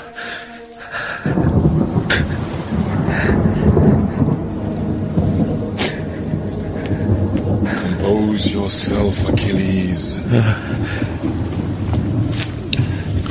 You are dearer to me than a brother, closer than blood. But this rage of yours has power to ruin us all. Agamemnon must not find you here, weeping on your knees like a beaten schoolboy. He must see you as you are, as the army knows you to be, their champion, resolute, immaculate, uncowed by adversity or the insolence of authority. What news do you bring, Patroclus? Does Agamemnon come to my tent? Will he explain openly to my face why he has done me this injury? Yes. He is coming. He knows that you have spoken violent language against him. He knows he has to show that he is not afraid of you. Is this the god-mad Achilles who falls down at noon to listen to the stones on the beach? Who puts his ear to the water's surface or hears in the movement of the wind above the sand divine voices? I think it is not the gods, but his own unstable nature which stings him into this madness, this rage. The army loves him, Agamemnon. What you have done will earn you nothing but their contempt if you persist in it. They know Achilles is always at the forefront, always leads, that he cares nothing for his own safety. To have seen him fighting is to have seen a god in action. Menalaus, you are my loyal, steadfast brother, and when you speak I listen. But you are deceived. This is no god. This is a proud man, unable to tolerate the knowledge that there is one above him whose authority exceeds his own. Why do you steal from me, Agamemnon? Why do you persistently quarrel, Achilles? Answer him, Agamemnon. The girl you stole was allotted to Achilles by acclamation as a prize of battle. I feared that in his rage he would kill the soldiers you sent to abduct her. But Achilles is a man of honor. Friends, he answered them. It is no fault of yours that our king behaves like a common thief. Patroclus, you are this man's comrade in arms. In you he places all his trust. I do not ask you to approve the action I take. I ask only that you understand why I took it. I had a girl of my own. I loved her more than I loved my own wedded wife. But she is the daughter of a priest of Apollo. And in reserving her for my own use and pleasure, it seems I put to scorn the laws of God and laid violent hands upon his consecrated messenger. As a result, this priest has used his art to call down against me and the forces I lead the enmity and anger of heaven itself. My brother believes it is not hard to recognize in our failure to achieve what we've attempted against Troy the signs of divine disfavor. Accordingly, he has renounced the girl he loved and made restitution to her father, the priest. But it is not fitting, Achilles, for a king to have less than his lieutenants. Old custom of war gives me first choice in everything. So you take from me by theft what you cannot win by prowess. Do you ask me to acquiesce in what you do? I do not ask it, Achilles. I demand it. Do not criticize me for making a test of your obedience. Everywhere it is whispered that I take orders from you. I know where these stories originate. The army is rotten with faction, infected with rumor.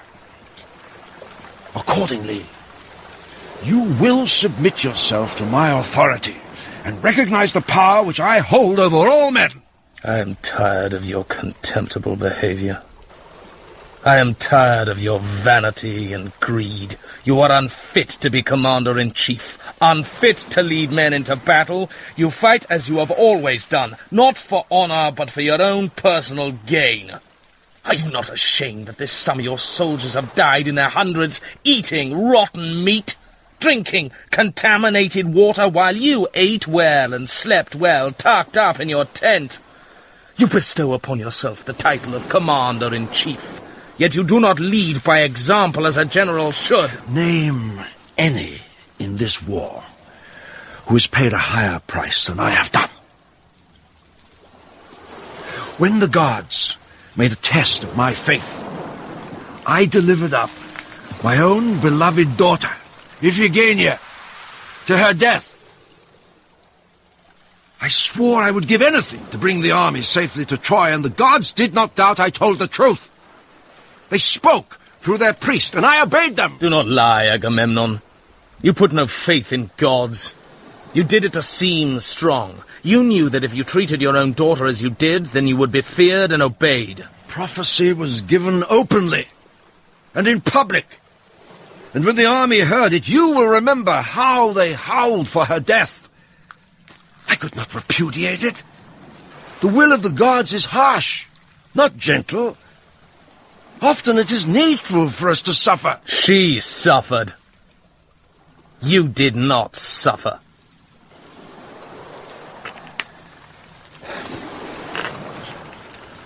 The night after she died, I drank heavily, then sank into a deep sleep.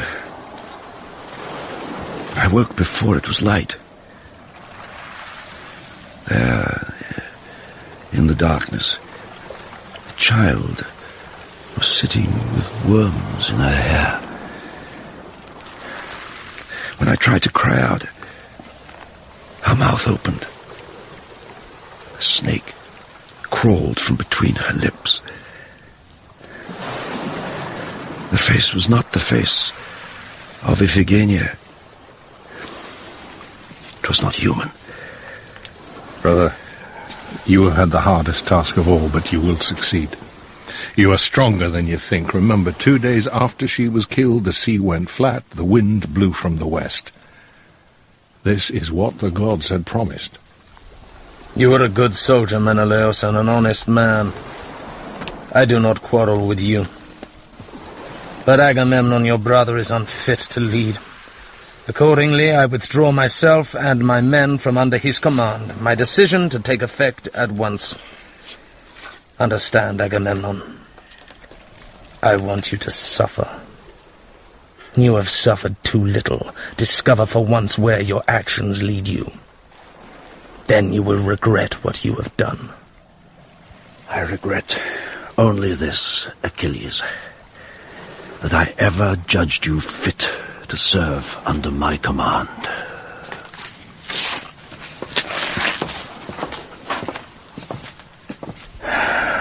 Speak, Patroclus, you say nothing, but your silence accuses me. You act intemperately, as you have always done. Many who applaud you now for what you do will despise you later when the consequences are known. I do not care what other men think of me. I do not need their good opinion. You are stubborn. When it is known in Troy that you have quarreled with Agamemnon and refused to join battle, Hector or Hector's men will try to burn our ships. Hundreds who honor your name will die trying to prevent them. They will die, Achilles, because of you, but this I guarantee. Agamemnon will not be one of them. Who are you trying to hurt? Who are you trying to punish? I need to let my anger out. Someone must be hurt. Look, wind and tide are stronger than any human hand, yet mortal men have made themselves master over the earth, not by bodily strength, but by the power of their own will. We dam the river, we fell the forest, we take the lamb from the sheep, the egg from the mother bird. If we were not proud, vengeful, contentious, quarrelsome, what progress would we have made? Does the stag in the wood raise a temple to the god? Does the eagle in the air build a city or make a law? I have seen a man die when he lost the will to live, and I have seen a man become like a god because it was his will to act as the gods do, without pity, without fear, without conscience, without restraint. If you love me, Patroclus, show it now, and stand at my side. Do not mistake me. My love for you is not the same as flattery, and my regard for you does not mean serving you on bended knee. There are virtues other than courage. The art of graceful compromise is one of them. Do you not see how certainty in you exhausts us all? No sooner are Agamemnon's orders promulgated each morning at our assembly than you are on your feet denouncing them. No man who ever lived on earth can give his best under the lash of this perpetual criticism. Love, you often say, is unconditional. Should I applaud you, then, for doing what is selfish, base, or wrong? Should I pretend to have no mind, no thoughts for fear of hurting or offending you? The strength I have, Patroclus, which you and others choose to impugn, is not harshness or rigidity, but the knowledge of the truth. Give me your armor, your shield, and your sword. Why? What will you do with them? I will fight in your place. Achilles, or the image of Achilles, must protect the army. It is said that on the field of battle, the sight of your helmet is worth 500 men.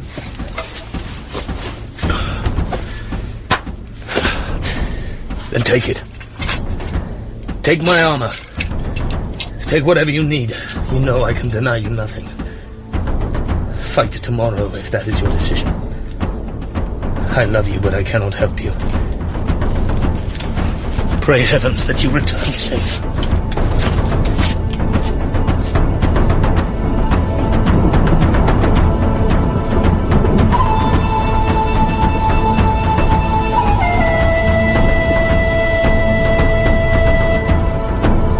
Spies brought news shortly before dawn that Achilles and Agamemnon have quarrelled over a girl.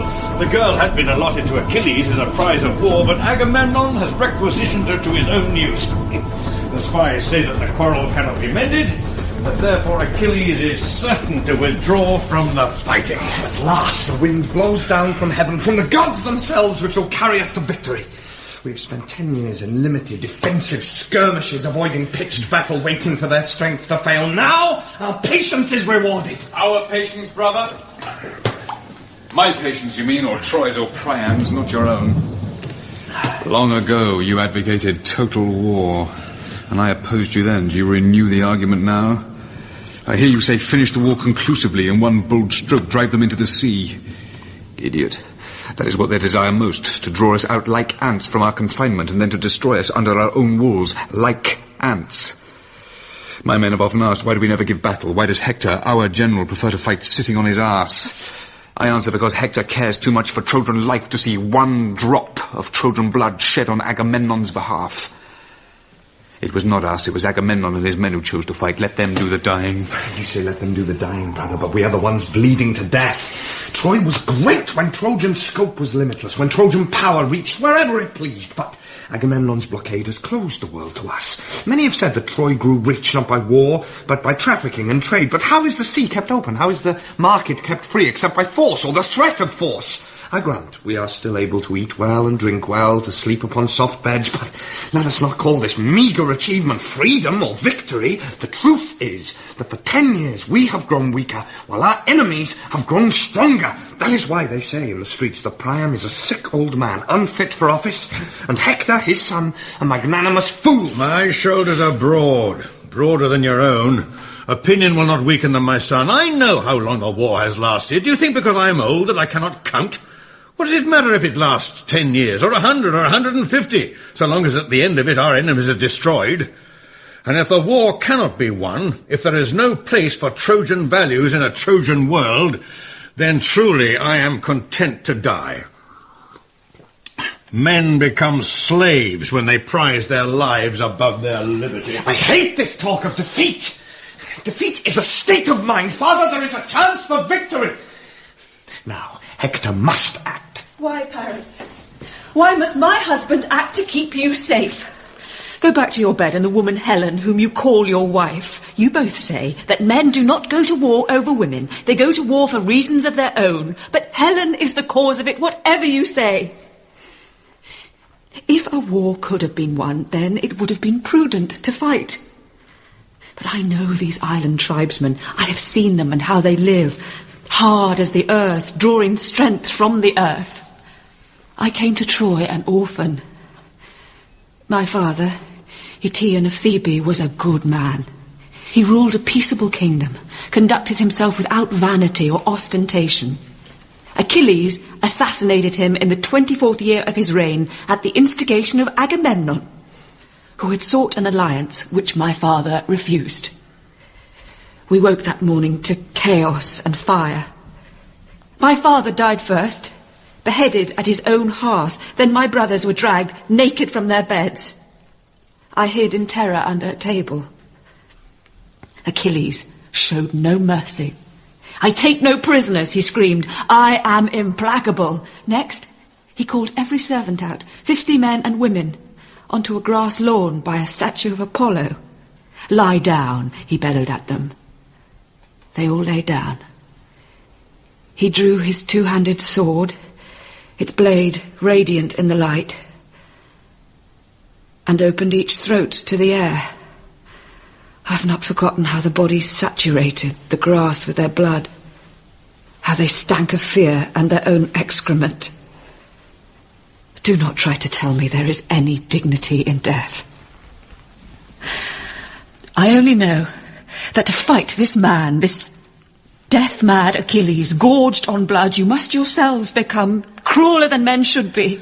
Andromache, it is not yet day. Why are you out of your bed so early? It is too hot to sleep, Hector. Even at dawn there's no wind, no relief from the heat.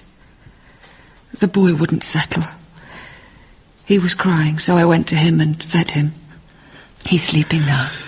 It is worse for them bivouacked under the stars, rising each daybreak sodden with dew to see the shadow of our fortified walls thrown gigantic across the level sand. The image of their failure never leaves their sight. No, it is worse for us. Agamemnon's men are professional thieves. If they suffer defeat, they do not stand to lose their homeland. To them the word warfare means no more than opportunity. What would you have me do? End the war. Send Helen back. Send Helen back? We tell them only that we're too weak to fight. They will stay to see us destroyed. I am determined that Troy will emerge from this war the greatest nation on earth. She will be undisputed sovereign over land and sea. There are times, Hector, when your bravado fills me with disgust. Life is so short. It leaves the body so fast, yet you talk as if men are immortal. I have seen you armed head to toe in bronze, coming fresh from the field, your sword blooded, your mantle filthy. But brave men can be stupid, Hector. Each day you dare the gods. Fool. Sooner or later, in some situation you have not foreseen, Achilles or some other man will cut you down. Achilles, whom you fear, is not an enemy to me, Andromache. He has broken with Agamemnon over the theft of a favourite concubine. I have often said his loyalty is not to country or to king, but to his own vainglorious insanity, and so it proves. It's true, Andromache. Achilles has left the fighting. For the first time in a generation, the advantage is ours. What will you do? Attack as we must, while our advantage holds. Let's see the beaches cleared of Greeks. I am a sober, cautious man, but my brother is right to say that while the Greeks remain, Troy is no safer than a boat in a storm. When Paris took me from Sparta, I remember we made anchorage at an island called Cranae, beneath a sky threatening rain. I undressed for the first time in memory alone, with no servants. I wore rough sailor's cloth. I remember when I kissed Paris in the dark, his body would not stay still. It moved under my hands. He took me ashore in a boat which let the water in. He sat in a puddle as he rowed, and when I laughed at him, he leapt up like a baboon and stopped my mouth with his kisses. I think I grazed an elbow, shouting, "Slower, slower." And as he came, bang! The thunder came too.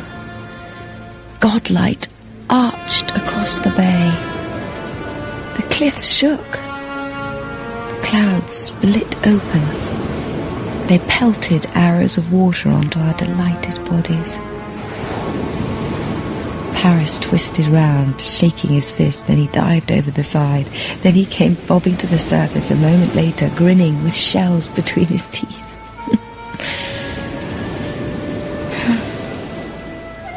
We passed 3 days and nights on the island of Cranae, sleeping and making love, eating cheese and black bread, drinking only goat's milk and rough local wine.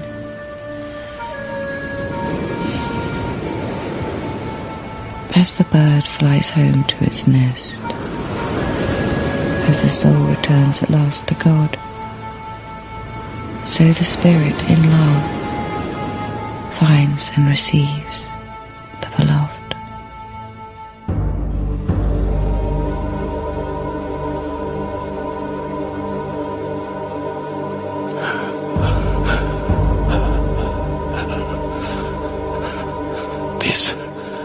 is your hour, Hector. Today, you are top of the world. But be sure of this. Tomorrow, you die.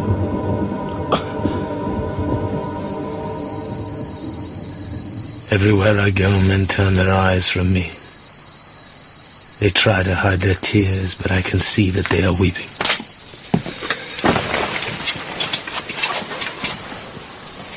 What news do you bring? Menalaus?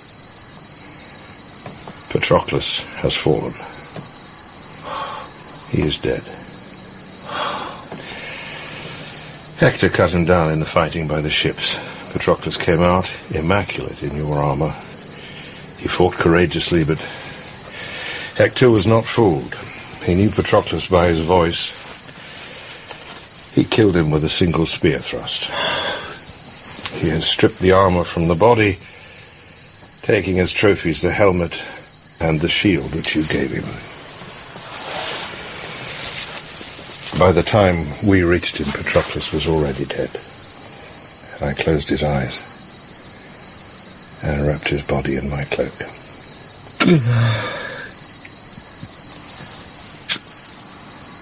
I thank you.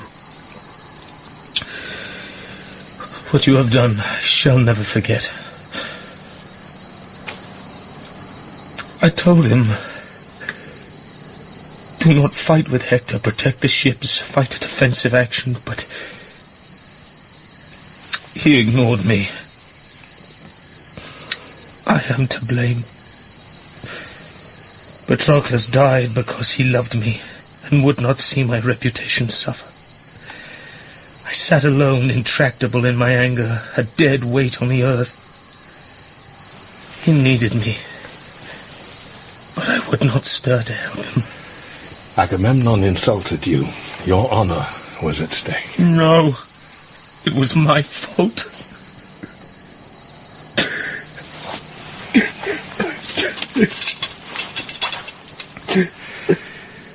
It is war, and the chance of war, Achilles. If heaven and the gods loved us and were just, there would be no war. We would live out our lives in gentleness and peace. But we are men. We are upon the earth.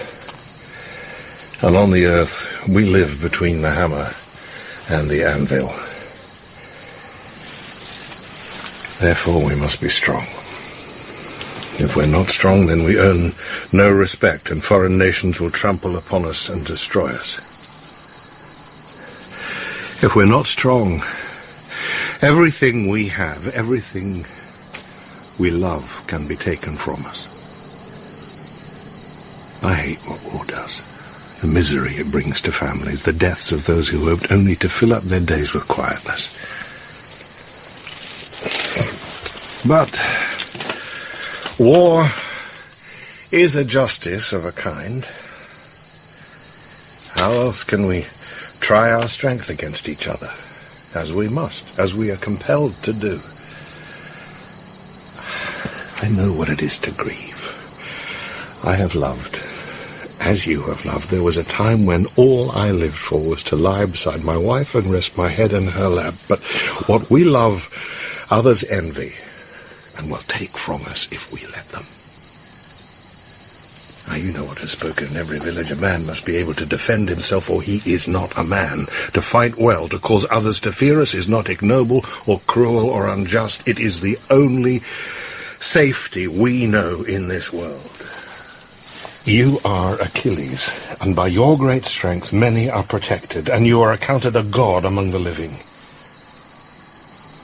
It is right you should mourn Patroclus, whom you loved. But remember, when you mourn, be stronger for what has happened. Master your grief. Make it into a weapon.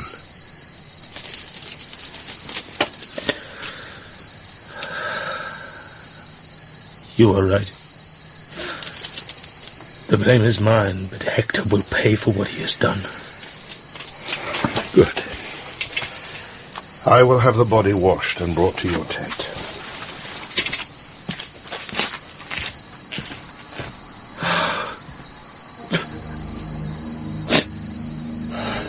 Oh, Patroclus, some habit of my senses tells me I will see you again, but my heart knows it is not true. I cannot believe I let you die. You paid for my disastrous petulance with your dear life.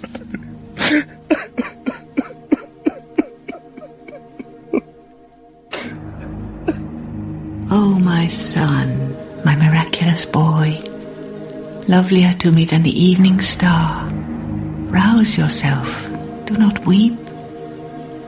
I am ageless, immortal, and I know that grief, like beauty, does not last. Remember that in sleep and in your dreams, the sorrow which you fear on earth does not abide. What hurts you now is only the pain of being human. Oh, my son, have you forgotten the mania which gripped you only a short time ago? The fury you felt at Agamemnon's insolence, the anger inside you detonating like the sun. Your prowess makes his expedition glorious, yet he treats you like some vexatious boy. For this you hated him so much, you cried out in your rage to Zeus, the father of all things. You spoke, and the gods themselves heard your voice and heeded it. Now see, your prayer has been answered. The Greek army is defeated. Agamemnon himself utterly humiliated. Why do you complain? Patroclus is dead.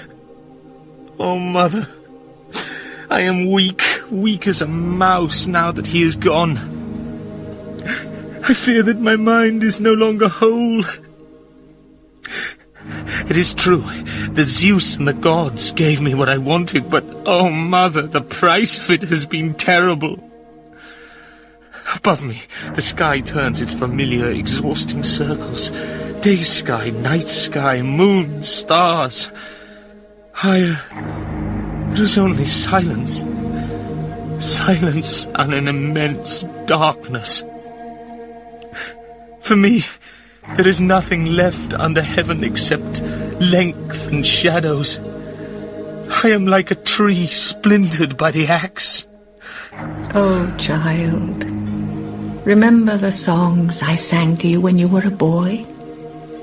I taught you often how Heracles, the greatest of mortal men, pushed back the sea, raised upon his shoulders the infinite sky, and made the winds and waters answerable to his voice.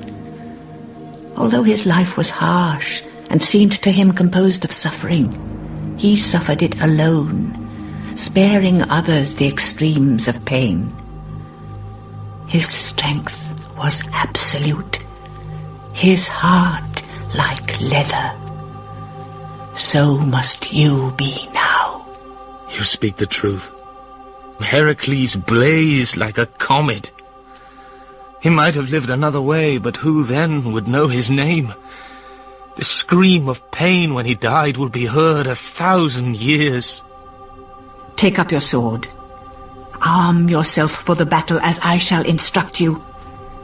I did not rear you to see you sit tonight squandering your strength and weeping like a girl.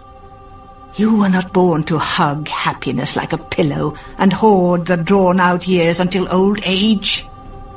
Take Hector limb from limb. Cause fear to spread in front of you like fire. Let your pain speak one last time. I agree. You are right. Tonight my enemies sit in Troy rejoicing of what they have done to me. Hope rises from them like smoke from flame. I shall not sleep till Hector's face is crimson pulp, until his flesh is jackal food. But, mother, let me never hear your voice again.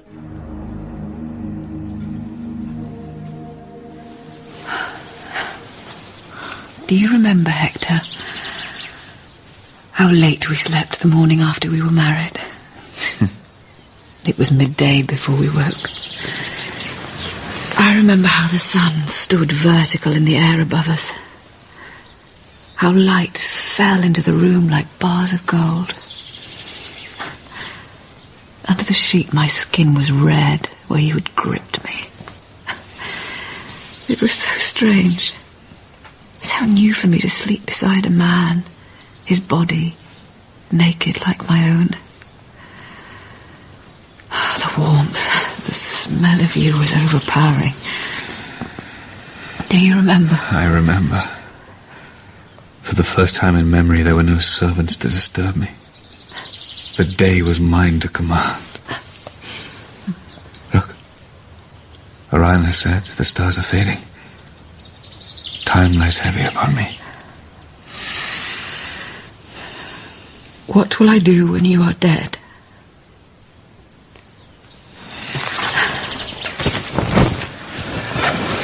Oh, Andromache. Why must you talk of death? Because I've seen so much of it. I'm tired of bathing your wounds, of washing blood from your clothes, of seeing new marks imprinted upon your body. I live in dread of death, but it seems you and Achilles are infatuated with it. Pity me. Pity the child. Who else defends us if you are killed? Can a dead man come up out of his grave, his sword in hand, to protect the family he has left bereaved? Some say honour is best. Some say wealth. Some say most enviable of all is to die bravely for home, gods, country. I say it is best to be alive, to sleep without the fear of danger, to wake to sunlight, food, liberty. Even a slave knows that to feel sense and motion in a living body, to taste the air, to observe the bustling world, is to be like a god beside the eternal dead, who feel nothing and have no knowledge of any condition except silence and darkness.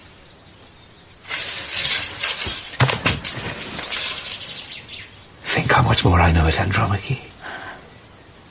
Am I not young and in good health? Have the gods not blessed me with the love of a loving, beautiful wife, and a baby boy who is as pretty as a star? But what kind of man would Hector be? If Hector said, I am afraid, death is terrible, I dare not go out today. You have always been too noble, too honourable. You cared too little for things which were real and tangible. For my touch, for your son's embrace. Will you fight and die for the destiny of Troy? Oh, fool! Troy has no destiny if you are killed.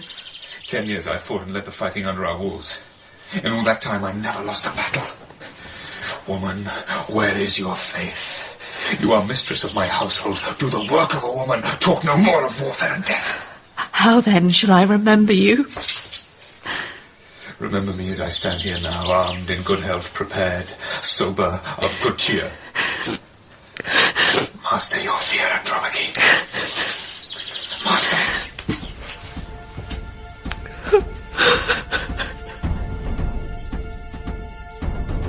I think of you, and all you are to me, and weep. I imagine you dead. I remember how you slept warm beside me in the bed. Death is not like a lover's warmth in sleep. Death is not warm, but hard, and cold and deep. I think of you, and all you were to me, and weep.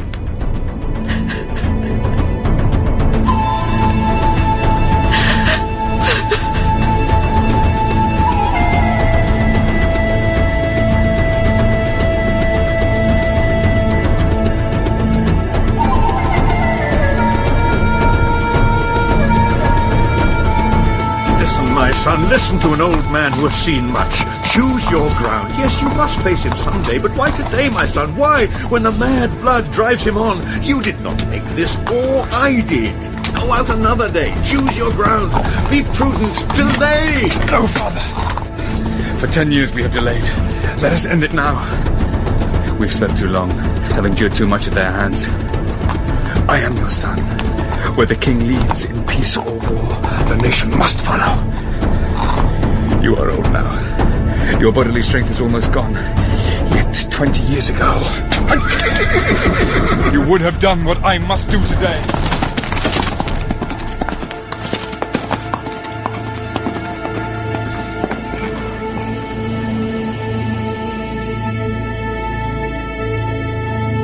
The god of war is here.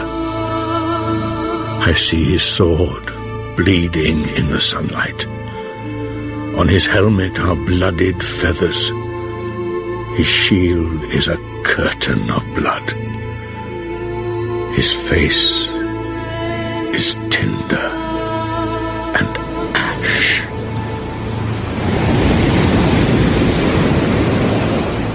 I see you, Hector. I see you clear as the owl in the dark spies the mouse, shrinks the field to heat, softness, blood. Use words to frighten children, not me, Achilles. You spit out hatred like a girl. You weep for the life you have wasted here on our shores, squatting with your back to the sea. The gods are harsh. They do not pity you. For 10 winters and 10 summers they have kept you out of Troy. 10 long years. I felt no anger for you or your father, but I am angry now. Everything in my life which was beautiful and good you destroyed. I know you, Hector. I have seen you close. You have not the mettle to withstand my rage. As for your body, when the life is gone, I will give it to the carrion birds. Let us exchange blows, not words, Achilles.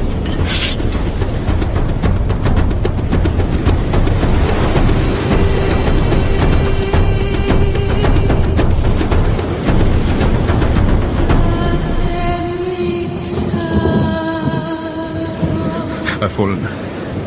I'm bleeding. Why do I feel nothing? O heaven, O Lord of light, receive me into your kingdom. I love the old rough gods of fields and wells and glades and streams.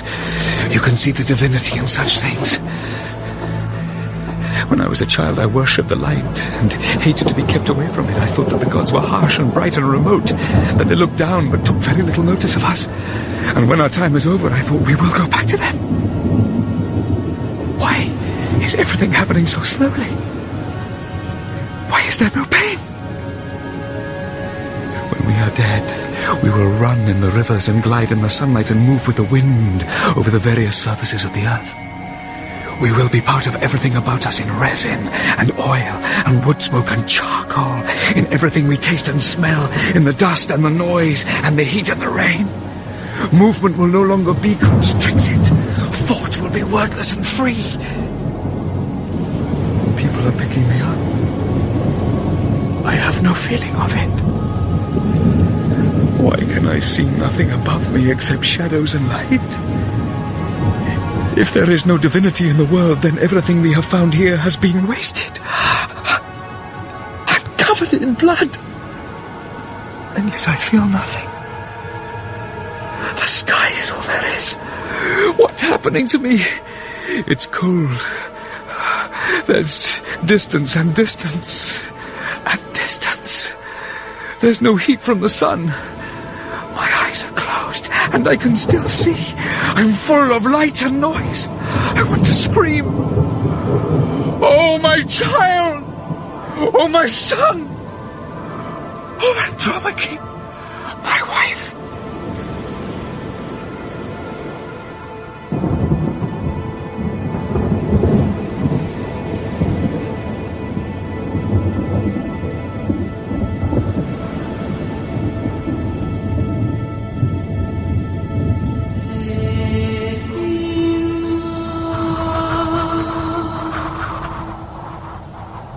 Achilles then put aside his helmet, and calling upon those who were of his party, he took the body of Hector, which, being now bankrupt of life, he cut it with his sword at the heel, and putting through the flesh a thong of leather in this wise, he stitched the carcass to a rope, and bore it thus behind his chariot. which all the long afternoon he drove it about the field, not stinting at all his labour or fury.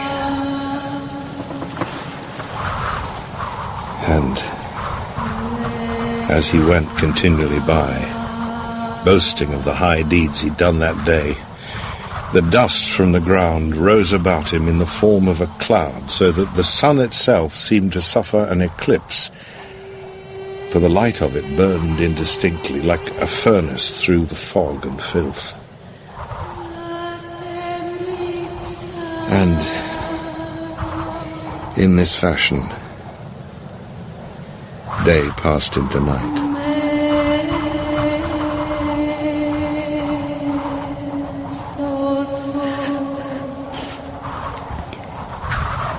Yesterday, you wore an old linen tunic under your armour. Last night, when you came to bed, you threw it in a basket, ready to be washed. It was stained with your sweat, warm with the smell of you. Today, when I knew you were dead, I went to the basket. I took all the clothes which you had discarded. I buried my face in them. They will never be washed. I will keep them forever. Warm with the smell of you.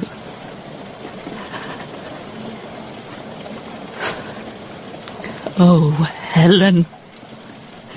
If I ruled in Troy, I would cast you out to beg your way home to Sparta. Every man who falls in this war dies on your behalf, but no woman would die for you. We see you for what you are. The killer of our children. The murderer of our husbands.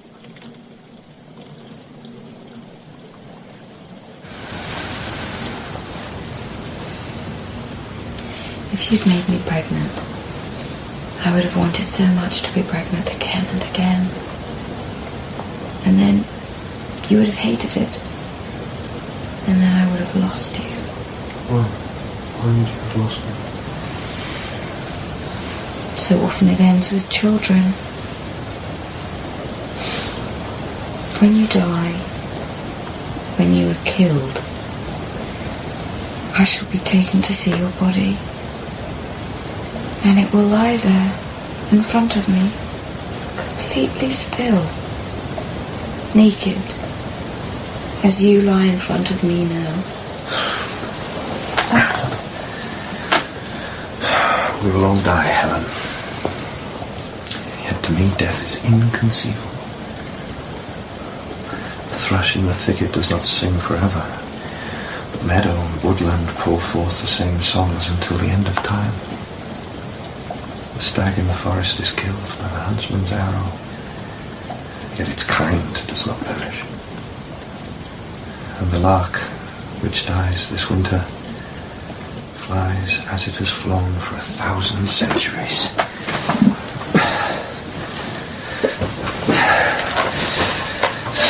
I am the heir my father longed for. If I had been born his eldest son, I would have kept Troy and held it. I would have reared its young men to be violent, domineering and cruel. Now it is too late. If I die, if I am killed soon, as you fear, I pray that the gods will change your shape. I pray they will transform you. Into what? She is dead. She died many years ago. Tell me who she was. Her name was Oenone. She loved me without selfishness. She wanted nothing for herself, only her lover's happiness and peace of mind. You know I have always loved you. Why are you trying to hurt me?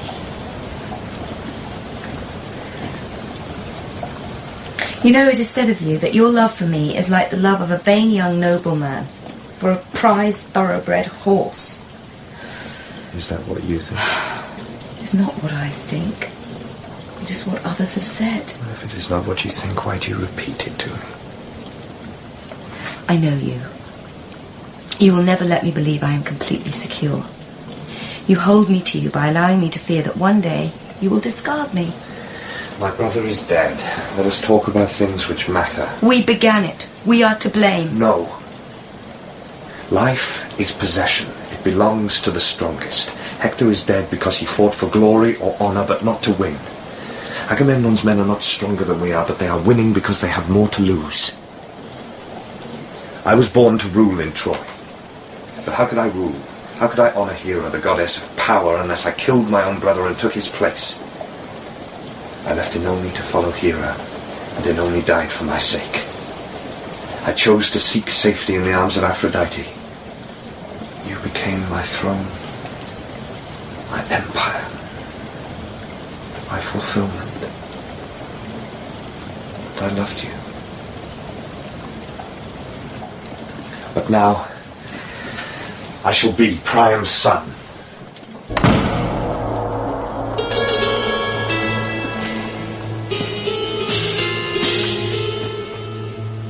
Father, try to sleep. I cannot. Sleep has deserted me. Sit with me, my son.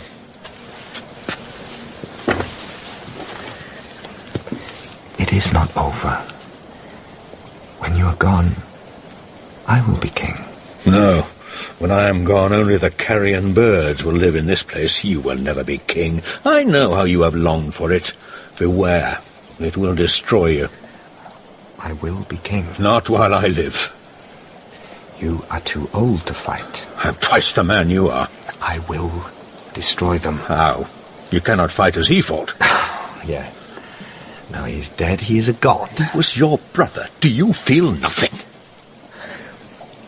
Hector was your firstborn son, yet, even after 40 years, he cringed under your rebuke, and you spoke almost to strangers. I would not have allowed you to treat me like that, even though you are my father. I would have demanded your respect, but he was honourable. And now you turn on me. What did you want from us? What did you expect us to be?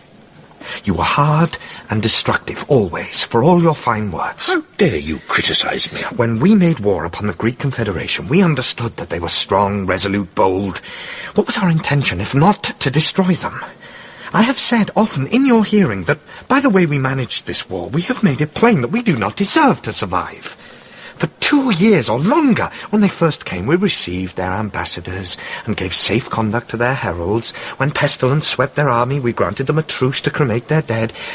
It is not their strength, but our weakness which holds them here and keeps us under siege. They know better than we seem to do that the history of a people begins with war. Oh, Father, every man and woman who lives in Troy is what you made them. You took a village people out of their huts and gave them ships, temples, markets, gardens and granaries. You did not do this because you loved them, but because it was in your ambition to do it. They followed you because you drove them hard.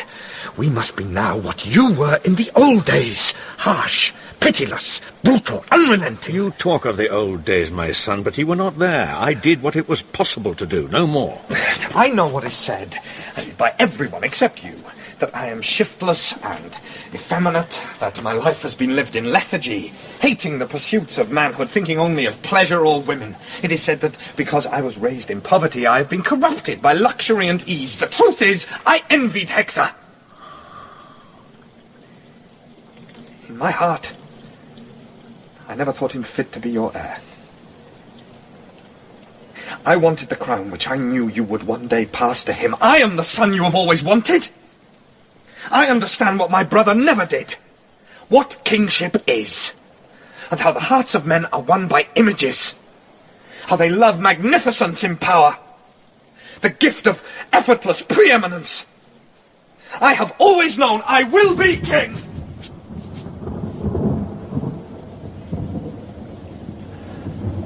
Oh, you gods.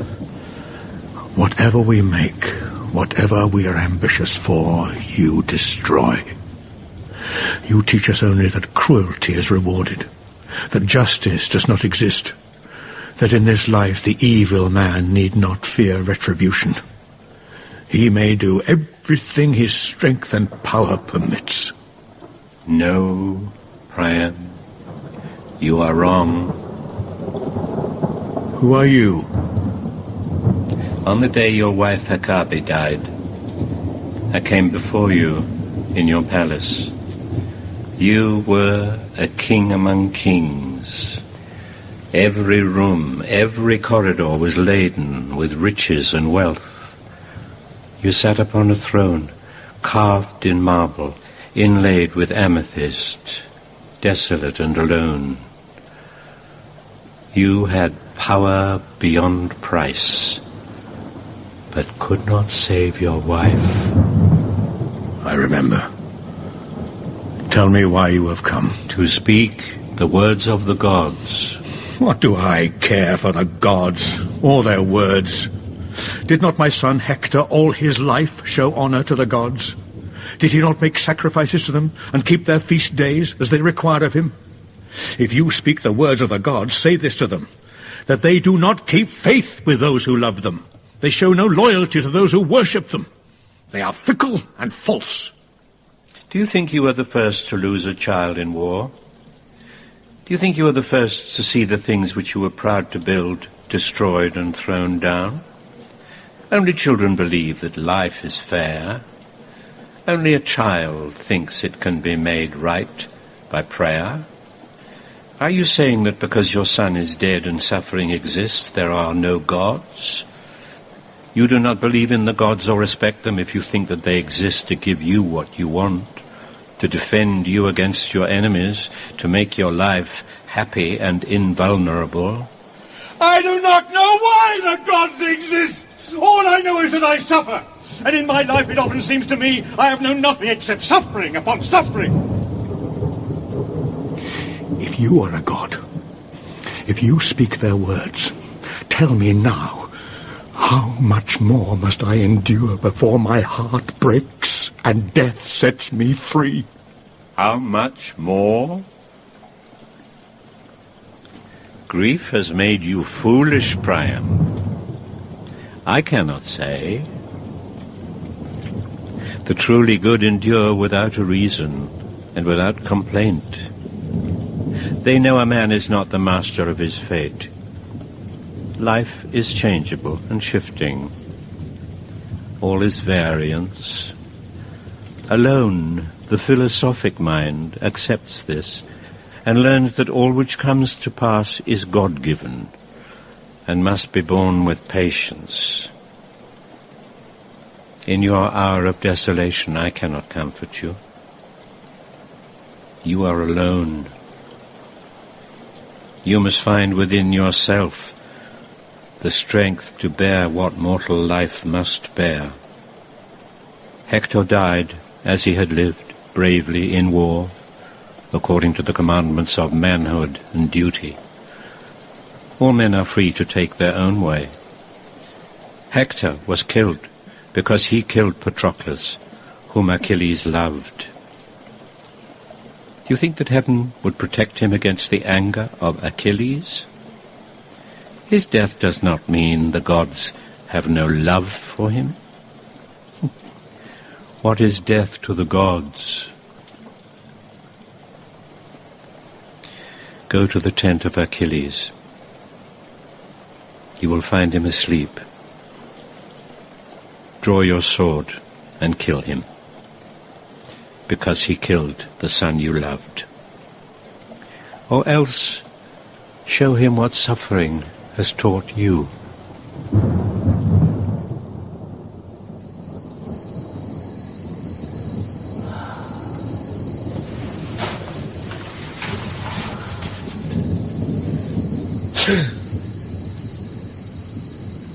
Who are you?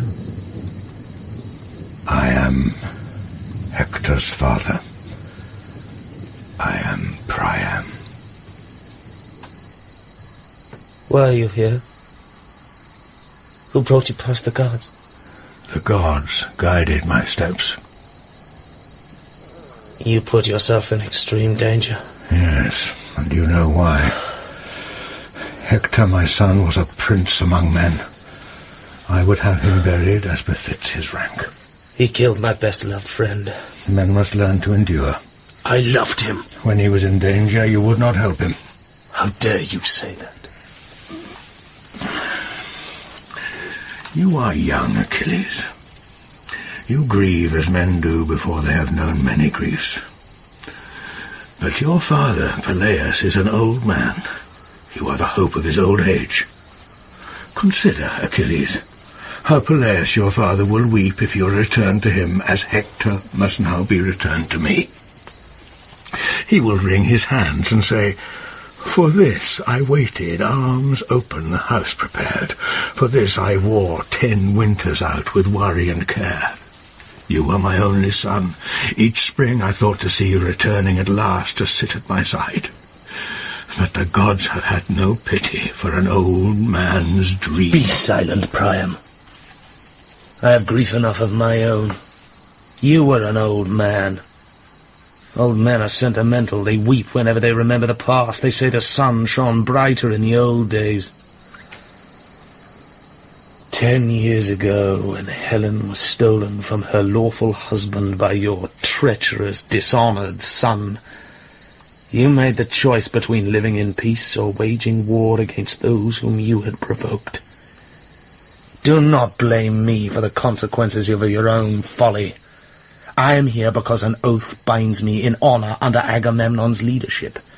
Yet consider, I have earned nothing from my long service. I have wasted my youth, strength, and hope. Do not lie to yourself, Achilles. You came for gold and for the spoils of war. You thought it would be a short time before Troy fell, but you were overconfident. Go home. You are still a young man. If I go home, it will mean that Troy has fallen. Better for you if I were killed. When I came to your tent, Achilles, I made no noise. You lay asleep upon your couch and did not stir. Your bodyguards did not wake to protect or defend you. I might have taken my revenge. A voice inside me cried out, "Kill him, Priam. Kill the man who slaughtered your son." But I could not kill you. I have a code of my own which I will not violate, whatever the provocation. Is this weakness in me? Do you despise me for it? Or would you have done as I have done?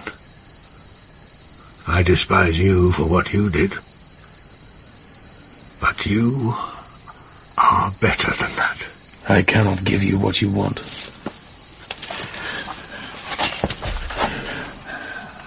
I was once a hard man, Achilles, a stubborn man. Yet I kiss these hands of yours, even though they killed the son I loved. Rise, Priam. I will not rise. I am an old man. There is little I have not seen in a long life. I know that nations which are great, as Troy has been great, are not destroyed by those who are better than they are. It is because we are higher than you, truer and more generous, that you desire to tear down our walls and plunder and burn our city. Then you will absorb into your own barbarian culture the best of what we taught the world. You will raise yourselves up upon our foundations. In time, some other nation, crueler, harder, more acquisitive than your own, will do to you what you did to us. But these things lie in the future. We live in the present. You, Achilles, once sat as a guest at my table. You came to my city to learn what I could teach. I see now that I taught you nothing. You have murdered my son, who rode beside you like a brother. Hatred should end with death, but you have no honor. When you expend your anger and bitterness upon his lifeless corpse, you punish only the living, his family, his wife, his father who loved him. The war is not about Helen. The war is about corn and trade. It is waged by a barbarian tribe out of envy and greed. The gods sent this war out of heaven as a curse.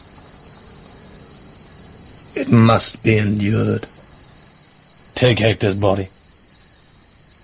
Take it and give him burial. The law must be obeyed. You must have what you ask.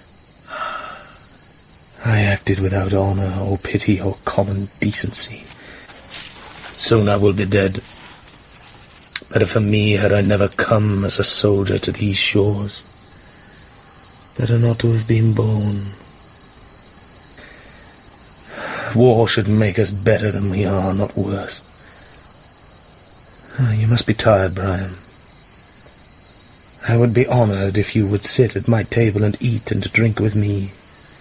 Wine and food bring their own relief. No, Achilles.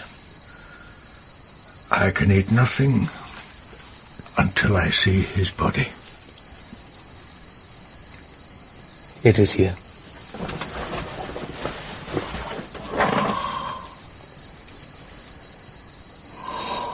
Hector. This it is to father children. To love them without reservation. To keep them at the centre of every thought. Every dream. Then to see them lying in the earth before their time. Does anything survive? At this moment, I do not believe so. Oh, that we could foretell the end of these events, and in apprehension of what must befall us learn to bear it better. That we might see before beginning the ruination of our hope and youth and promise. That all our miseries might be revealed to us in the cradle, so we could grow familiar with them and learn to call them by common names. Yet who, knowing this, would go a step further? Who, if he had a feeling of his own bereavement and death, would venture forth in this life at all? Who, knowing the distracted faculties of love, would hazard his sanity in its pursuit? We are wretched creatures, ignorant, selfish and cruel. My life has gone by and the time has been wretchedly used. I have been ungentle and unloving and serving myself above all others. I have wasted my best days. In wine there is some oblivion, yet it does not last. In sleep there is some rest, yet it is not perfect. In memory there is some peace, yet it is fleeting. In love there is some ecstasy, yet it is changeable and shifting. Forgetfulness is ever denied us, for the imagination does not forget, except briefly, but possesses its own iniquities to the end of consciousness, which, if the gods are kind, is death, as sleep secure and senseless, inanimate as the earth.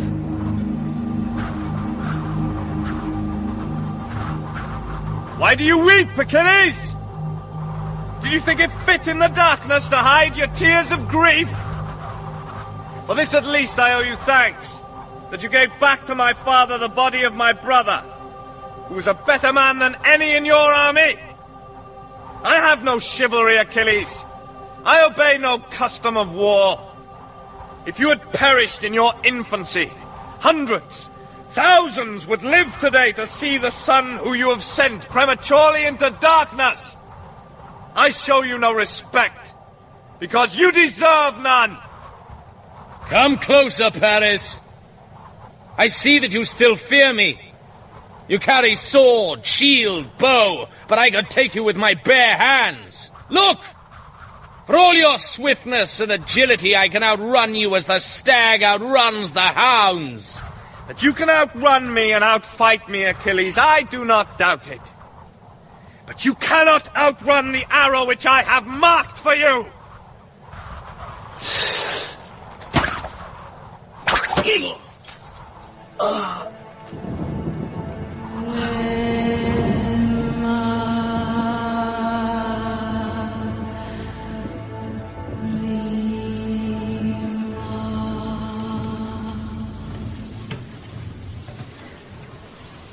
Helen.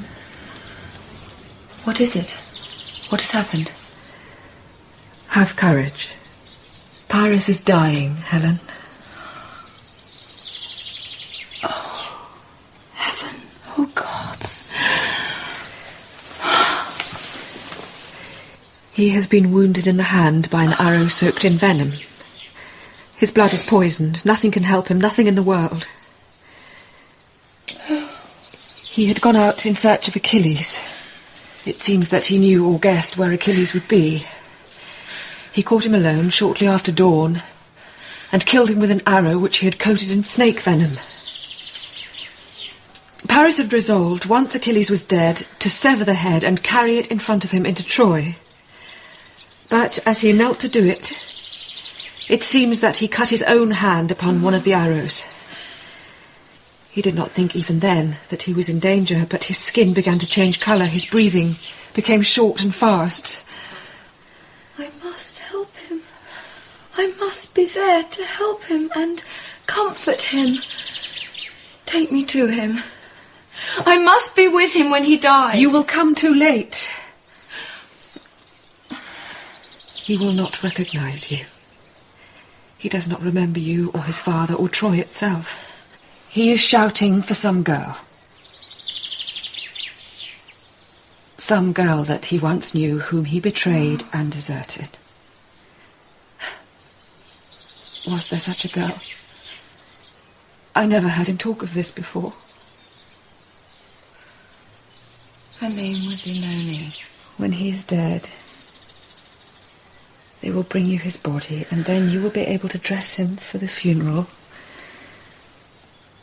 You will tear your white robe, cut off your long hair, cover your face with ash, and we will all weep with you for him. Leave me. Leave me!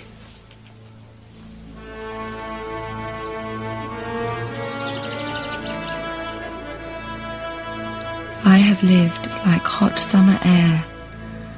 I have loved like the weather. My thoughts were as irresponsible as clouds. My affections as fierce as the wind. Now, in my grief, I have fallen like an apple on autumn leaves. A single night has bound my heart in ice.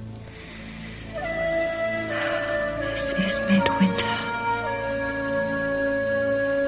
I long to be clean and hard, bright and free, released from climate, season and mortality. If we cannot do it by force, brother, then let us do it by cunning. Since the Trojans desire to think that we're defeated, let us feed upon their hopes. Let us confirm the contemptuous opinion which they hold of us. And now that Achilles, the greatest and most prodigious of our fighting men, lies dead, let us appear weak and demoralized and superstitious. Let us depart under cover of night, leaving behind us on their beaches only a single votive image to placate the angry gods, whom by our lawlessness and strife we have affronted. Thus Troy will be taken not by an engine of war, but by an image of peace. the emblem of Poseidon, the sea god, a horse made of poplar wood, 10 or 15 feet in height, and inside as hollow as a laundry basket. Within it we will conceal 2 or more of our soldiers. The Trojans, out of their piety, will transport the horse within the walls of their city, and once they're asleep or drunk, our men will emerge. One will light a beacon, signalling our fleet to return, and the other will open the heavy gates of Troy to admit our invading army. So shall be taken the holy city of Priam. He made it to stand forever, firm against the ages. Yet in a single night, every part of it will burn. I have often imagined how Troy will fall. And in my grief, I've often prayed for death, desired it, amorously, to be a second husband to me. And I have longed to be set free in sleep. Last night, in a dream, I walked beside a river where the scent of flowers fell heavy on the air. And in that silent place, Hector walked beside me. The shock of death had not yet left his face. "Hear me," he said. "My time is short, Andromache. Take the boy and hide him in another country. Troy will soon fall, and they will leave no part of it large enough to hide a child. But I cannot take my son out of the city his father loved. His death will be the end of me,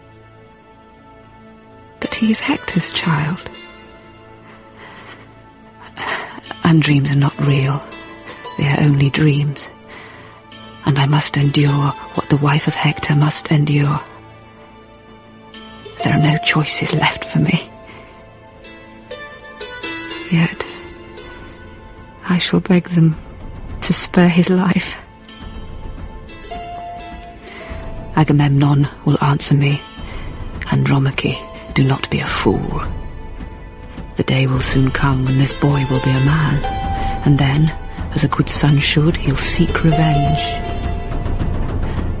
Blood will have blood. When a man dies bravely in battle for his gods and country, he is loved, even in his death, and all men weep for him. But for the widow he leaves defenceless, the child orphaned, there is no chivalry. Truly it is said that the family of a brave man weeps often. But for me, death will be like the moment when at last the storm blows itself out and the sky clears and the light is clean.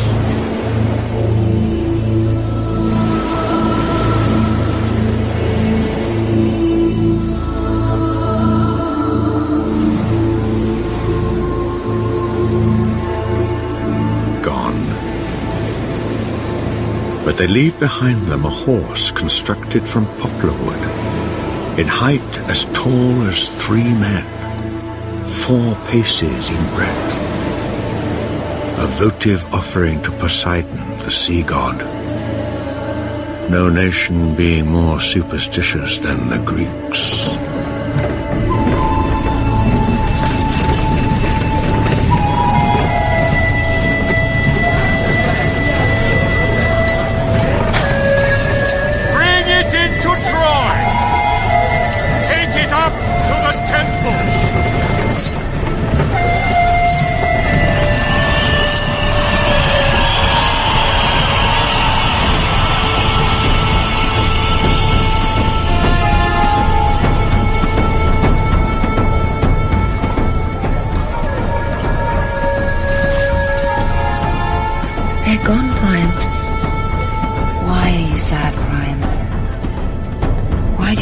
rejoice to see the beaches cleared at last of soldiers, to hear from your people only the sounds of laughter and joy?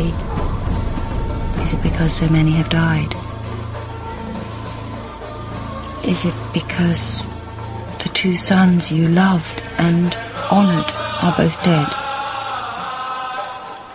I love them too, Priam. I will not sing or drink wine tonight. I cannot rejoice. No, Helen. That is not the reason. I feel no joy because in my heart I know that their fleet will be back once the winter storms are over. I know that Agamemnon has the means to refit his ships, to take in provisions, to make himself richer and stronger. Everyone in this city blames me for what Troy has been compelled to endure at Agamemnon's hands. Either behind my back or now openly they speak against me. Everyone, except you, Priam. You never blamed me. You have always been kind and gentle towards me. It is said, everyone says it, that you knew Troy would be destroyed if Paris lived. Were you not afraid when he returned from Sparta, bringing me to Troy as his lover? I was afraid, but not for his sake and not for yours.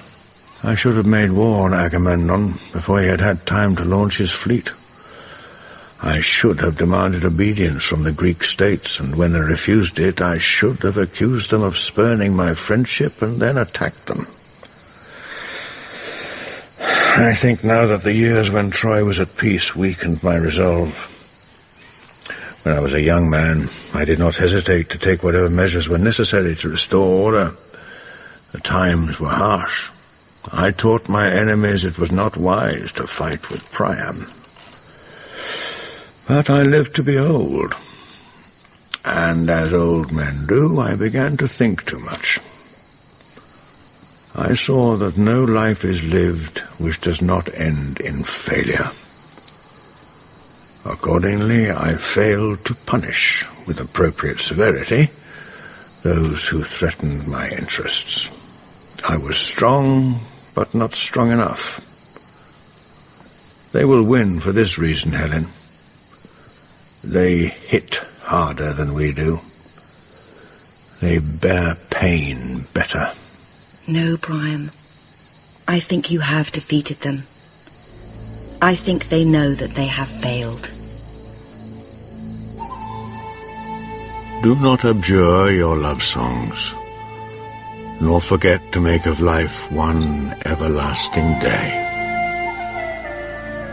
Believe the world was made for humankind, and that in your own image it was framed, and that to fit your loveliest desires it has no other purpose, no, nor truth. Worship the rose, and never fear to love the perfect beauty of an imperfect girl.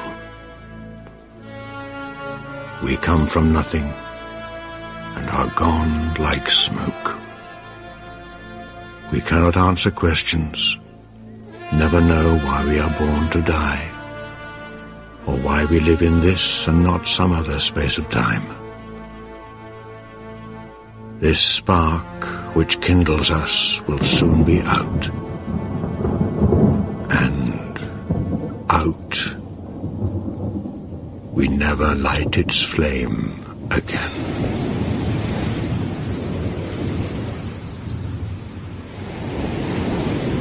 And the next night after, at about the 3rd hour of the morning, the army of the Greeks took Troy as they had purposed and intended for so long.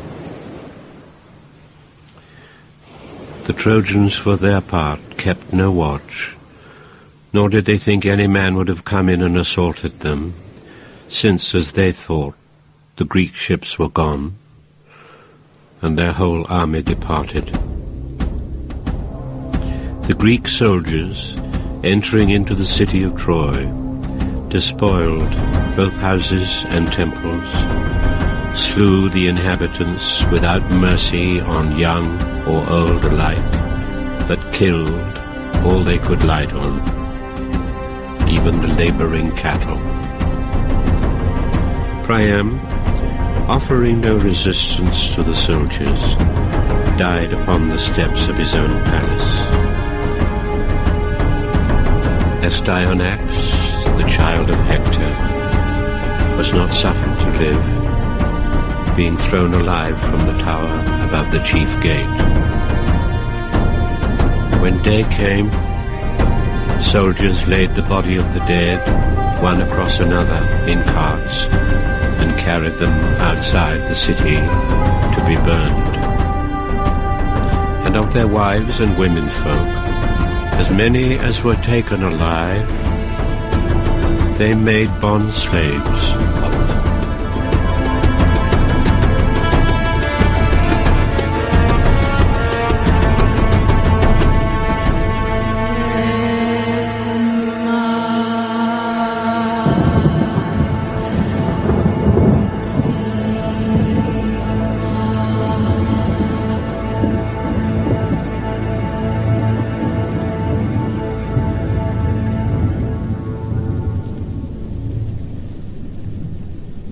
In Troy by Andrew Rissik, Achilles was played by Toby Stevens, Aegisthus by James Hayes, Agamemnon by Oliver Cotton, and Anacreon by Ian Hogg.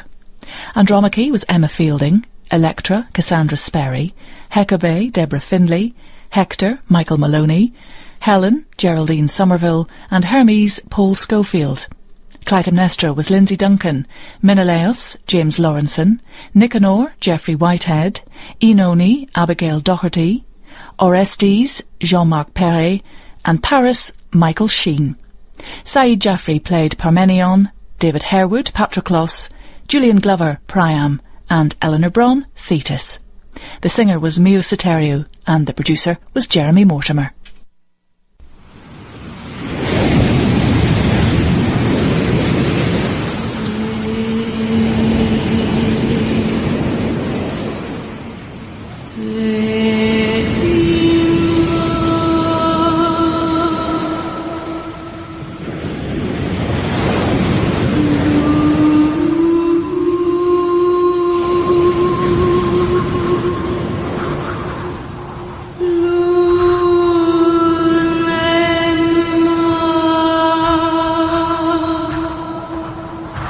Now that the war is over, finally, and the men come home again, will their customary violence be forgotten?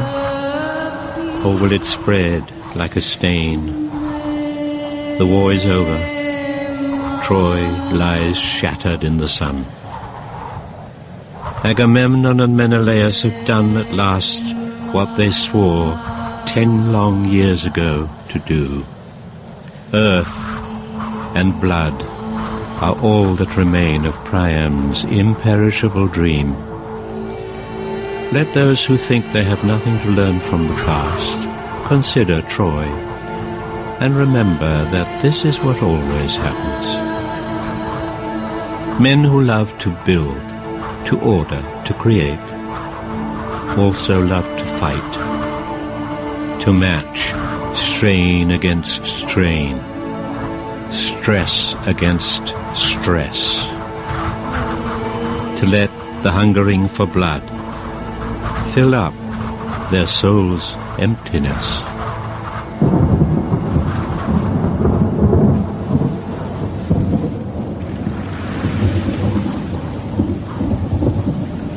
You are pale, Orestes, and have been weeping. Why? Today should be a day of rejoicing for you and for your mother Clytemnestra and for the citizens of Argos. Troy has finally fallen. Your royal father, Agamemnon, comes home at last. 10 years of hardship, 10 years of fear are at an end. You mistake me, Aegisthus. I rejoice that my father comes home, but I weep because my mother forbids me to be at his side when he enters the holy citadel of Argos.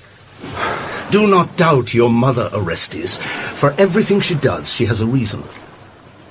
Since Agamemnon left her side and went to Troy, your mother has suffered in ways a boy of your age cannot understand. I am your mother's steward, her closest advisor. I see the anguish, the weariness, the persistent labour of her mind, which she keeps hidden from you and from your sister Electra. Remember, too, that in her heart she still grieves for her daughter, your firstborn sister Iphigenia, whose life Agamemnon was obliged to offer as a sacrifice to the gods. Now, perhaps today, at last, she wishes to make her peace with your worthy and illustrious father. Do not use smooth words to me, Aegisthus. You are my mother's lover, although you try to deny it. Why do you betray my father with his wife? Why do you pretend to be my counsellor and friend? You have no friendship and no love for me. I have always loved you, Orestes. I am sorry that you find it necessary to question in me motives which I protest are open, affectionate, and honest. Argos is your home. You do yourself wrong to fill it up with imaginary enemies. Do you suppose that all men, other than your royal father, are deceitful and self-interested? Do you think that your mother plots against you too? Are these truly your thoughts, Orestes? A man should take his thoughts private to the grave, Aegisthus. He is what he does, and only that. Well, you are too young, Orestes, to know what a man is or does. Honor your father. Be glad that he has come home. But obey your mother, who has always loved you.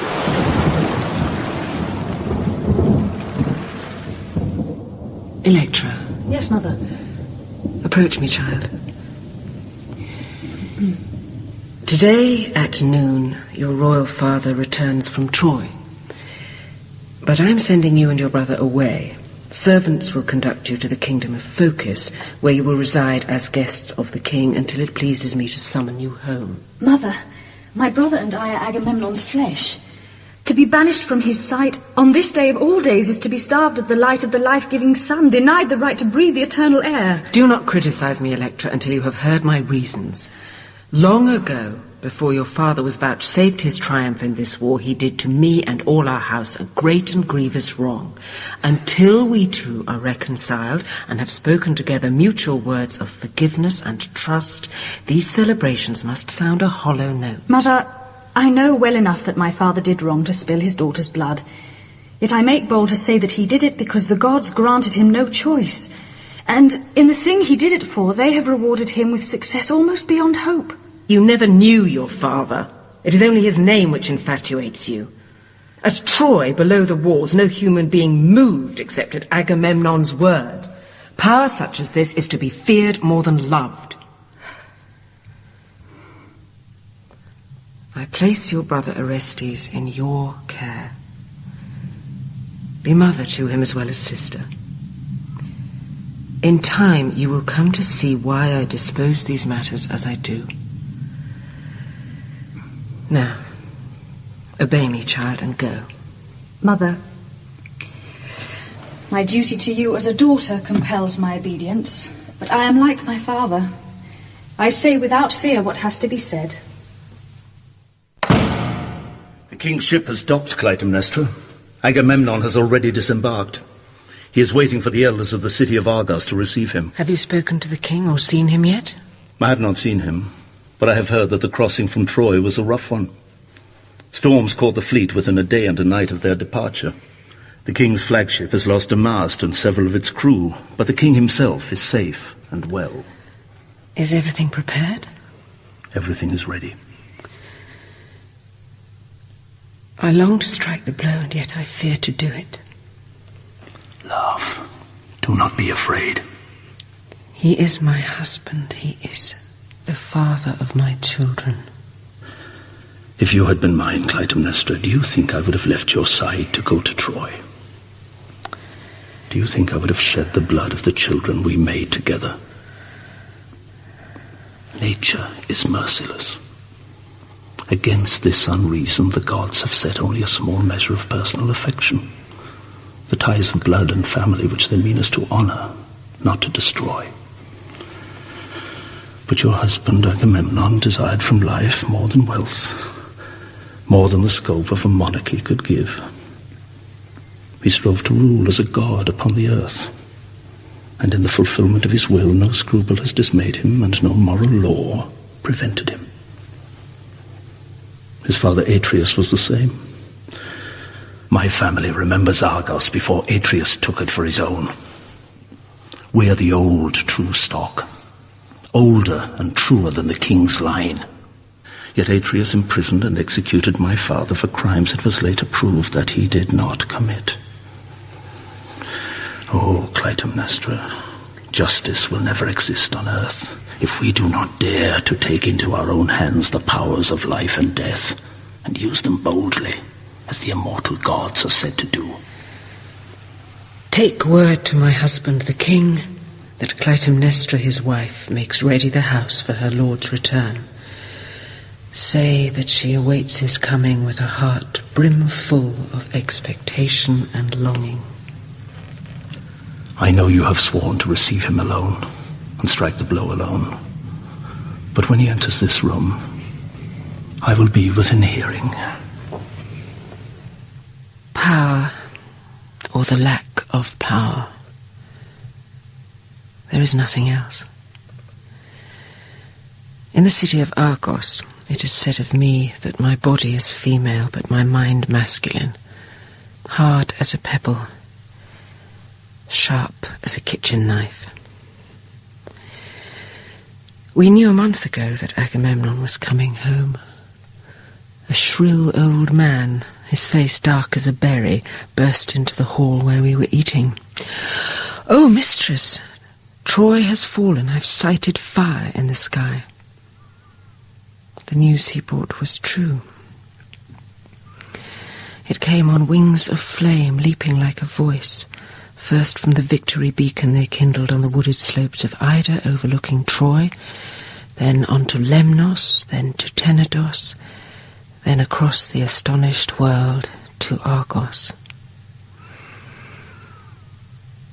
I have not forgotten how Agamemnon was 10 long years ago when his ship set sail. How the prospect of glory gnawed at his entrails like a fever. He swore to batter the gates of Troy like a metal glove hammered out of solid gold over a fist carved in granite.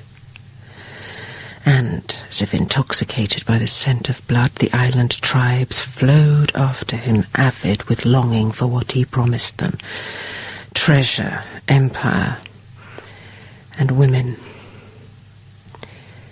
At Aulis the gods checked him. The wind would not blow. The fleet lay month upon month at anchor, dangerously becalmed. There, as every passing day brought rumour of mutiny to his tent, anxiety clawed at his faith. He summoned the priests, ordered the sacrifices taken, demanding to know why the gods had stymied his ambition. "Why will you not give me a fair wind to Troy?" he cried.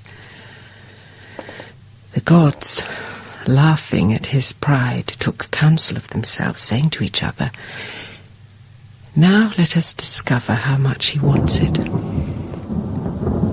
Out of heaven, Hermes, the wayfarer, spirit of mischief, appeared in a dream to Calchas, the high priest. Interpreted, the dream spoke, as superstition does, in images of cold horror, asking of Agamemnon what he dreaded most to give, the life of his own firstborn daughter. When he heard it, he wept in secret, but in public put on a grave and stoical face. Let Agamemnon give up what he loves best for the sake of his country and his gods, he declared, for no one shall say that I am an impious man. And no one did. And so his order was obeyed. I brought Iphigenia to Aulis, unaware of what was intended. When Agamemnon, his stomach fluttering with fear, told me that the gods required her blood, I lay down and howled. But the girl, informed that her death was heaven's will, proclaimed it glorious to die in a noble cause. Life to her, at 13 years of age, was sunlit, vivid, simple. To be born Princess of Argos, she cried, her voice ringing like gold on marble, is to be daughter to a nation. One life must not hinder this great enterprise which the Greek Confederation undertakes. Often in war the youngest and the best are called to suffer first. Accordingly, she uttered no word of protest as the priests in their sacerdotal robes bound her and carried her, horizontal as a carpet, to the altar. The silence and the slowness of it seemed obscene as she was stripped for ritual death. Her eyes were huge with courage, but her breasts, bared to meet the knife, were small, with blue-white veins. I wept. The end came in an instant. The priest's arm arced downward. The blade flashed in the light. I made no sound nor cry, but looked into my husband's eyes and thought, you too will be naked when you die. I have tried to be happy, tried to find contentment raising my children, loving them and caring for them. I made the best, as a woman must, of what was imposed upon me by the contract of marriage. What was he? Nothing. A hollow drum of a man. The son of a father noted only for his obdurate aggression. What he craved in me was the nobility I was born to. He knew that what others said of him was true, that my ancestors ruled as kings and queens in Sparta when his lived in caves. I brought into his palace a gentleness, a loveliness it had never known before. I furnished it with the laughter of children, with dancing and with minstrelsy. Yet how did he reward me? He murdered the child of my body. He polluted my life with cruelty and blood. When you live beside a brutal man, you are frightened all the time. The fear never leaves you completely, even when you know that you are in favour. Even when you feel yourself to be loved, you cannot forget how, in a moment, his mood can alter, how he can decide suddenly, without reason or motive, that someone must die, someone must be killed. To frighten the strong, to put fear into the hearts of those who have power, it is necessary to shed their blood. Killing is the only end which the strong truly fear. In a world where the powerful kill with impunity, where killing is the currency of power, you must do as they do, or suffer in silence. I want Agamemnon to know at the moment when his own life is taken from him by force, that I too have the strength to strike, that the power he thought was his is also mine.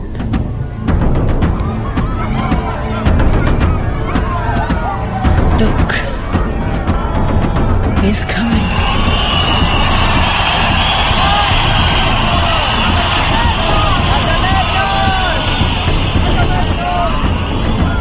In 10 years, he has changed little. See how he bows his head to the gods, how he puts off his sandals. But there is no drop of piety anywhere in him. He returns, giddy with triumph, stinking of blood, planning to lord it in Argos until the end of his days. Oh, you gods! Revenge means that the weak, the innocent, do not suffer for nothing. The wheel goes on turning. journey. The dead rise up against the living. Those who commit crimes pay for them at the end, however powerful they think they are.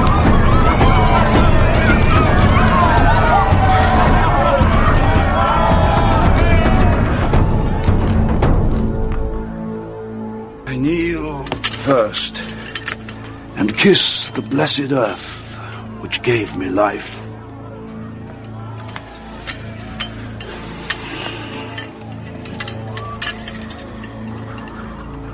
I am preeminent Agamemnon, undefeated lord of battles, master over Troy, a king among kings. Yet what I speak today is only gratitude and humility that I return alive and in health, successful. This is a time for celebration, but let us remember in our rejoicing that luck does not hold forever. Only the man who dies securely in his bed at the end of his natural span can be said to be fortunate. For the rest, life is nothing more than vain hope. Welcome, Agamemnon. Welcome home to Argos. For 10 long years I have lacked your authority and strength. Wait. Why do you mock me, Clytemnestra? I see no table prepared for me. No guests assembled to sit beside me. Where is my son, Orestes? Where is my daughter, Electra? Why are they not here as they should be to break bread with their father in honor of his homecoming? Is it not fitting, Agamemnon, for a woman to desire seclusion alone with her husband on the evening he returns from the war? We have not spoken together. There has been no intimacy between us for 10 long years. You cannot imagine how slowly the drawn-out days have passed since you set sail for Troy. How wretched and how lifeless they have been to me, praying only for your safe return. For 10 years, I have been subject to every breeze which blew, every rumour of success or failure. Yet now, you come home to me like spring after winter's long hunger, or like the reviving sun to the barren ground. Clytemnestra, I thank you for your gentleness and courtesy, as well as for the faith that you have always shown in me. It is fit and right at a time such as this for husband and wife to be alone together. Let the doors be closed behind us. Tonight, I shall be to you not a general or a king, but a husband and a man.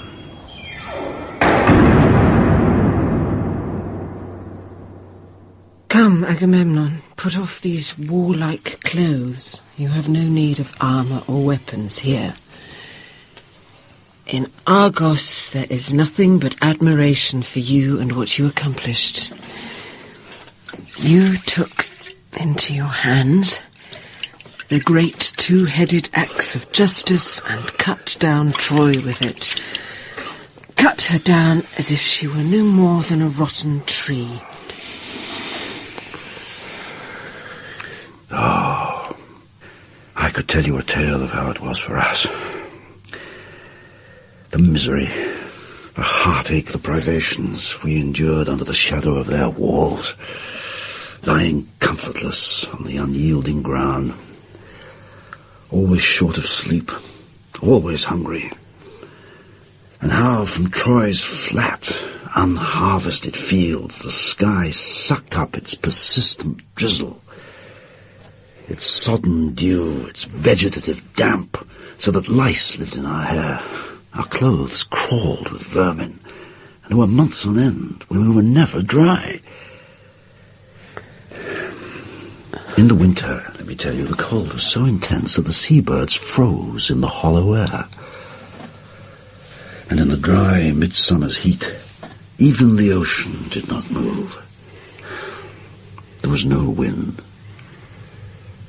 Nothing grew, except, or so it seemed to us, the distance between ourselves and our deliverance, earth and home, which grew daily like a lengthening shadow. These hard conditions and the sullen climate put many of us into strange diseases. Pestilence and fever took the strong, while the weak died of hunger or their own fear.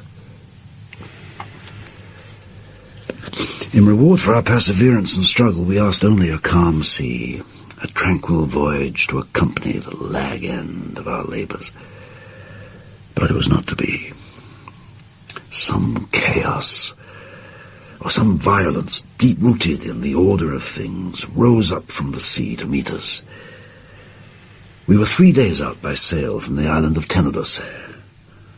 The weather upon our departure had seemed to promise fair.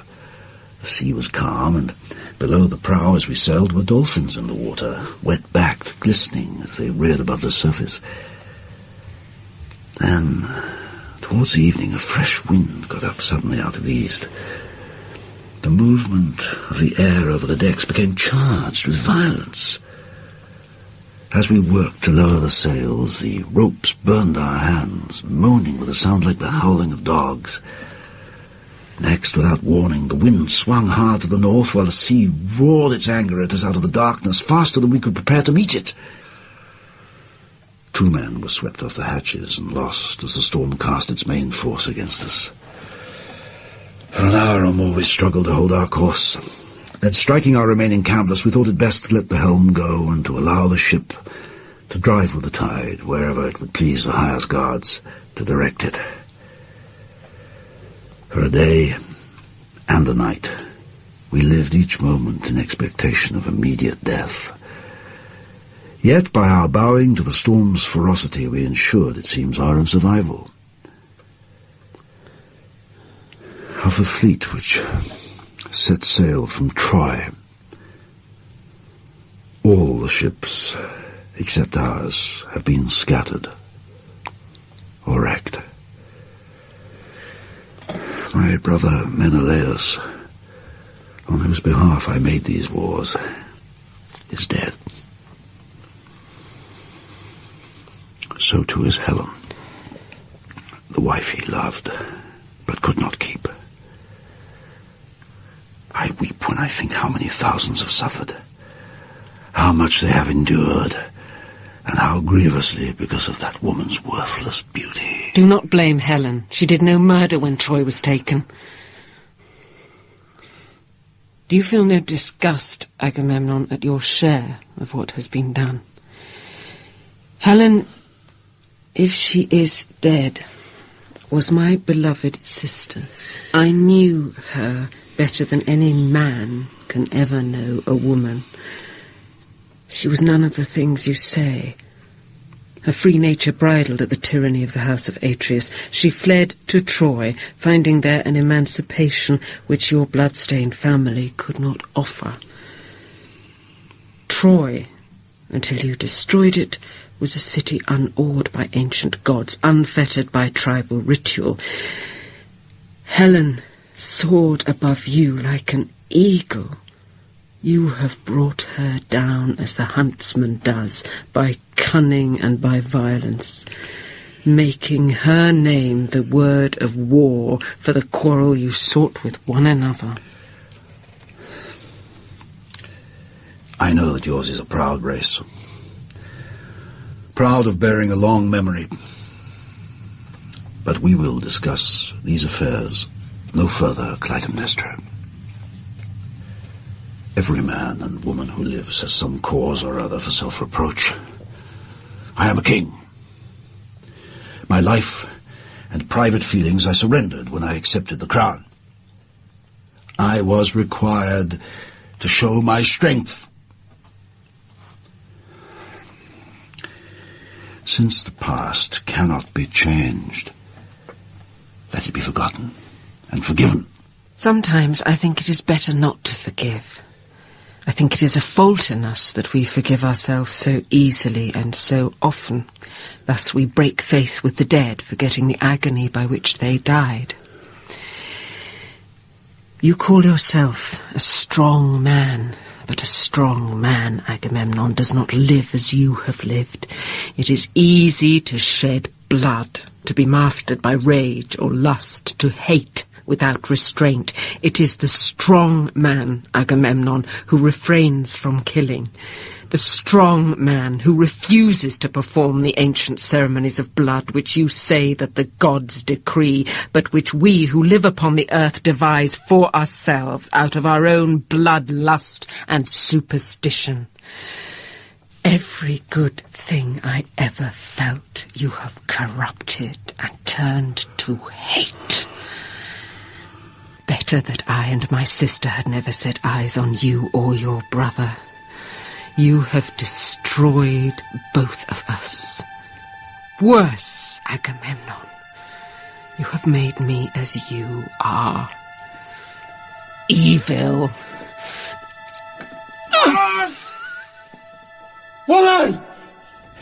What are you doing? Help me! Somebody! Help me! The only help we grant you, Agamemnon, is a quick death, a clean death. Be a man, Agamemnon. Die like a man.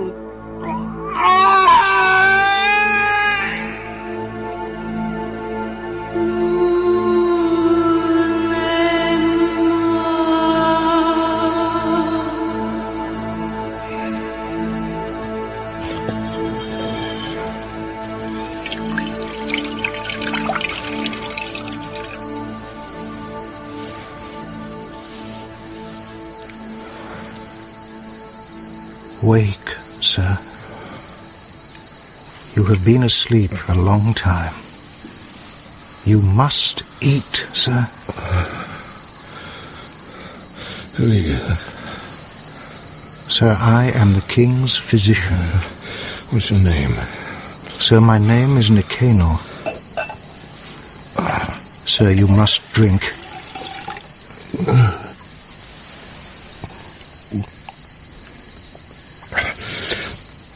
What city? What country is this? Sir, this is Sparta. This is your own country. If this is Sparta, as you say it is, as it seems to be, why have I no memory of how I came to be here? For 9 days, you have been lying in a state of stupor, possessing neither appetite nor thirst, nor the power to speak, while the extremities of your body remained as cold to the touch as the sea we plucked you from. As we watched over you, observing the passage of your illness, it appeared often that you despaired of yourself. But, sir, your constitution is strong.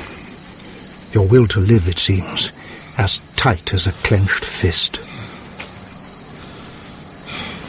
Where's my wife? She sailed with me aboard the ship which was wrecked.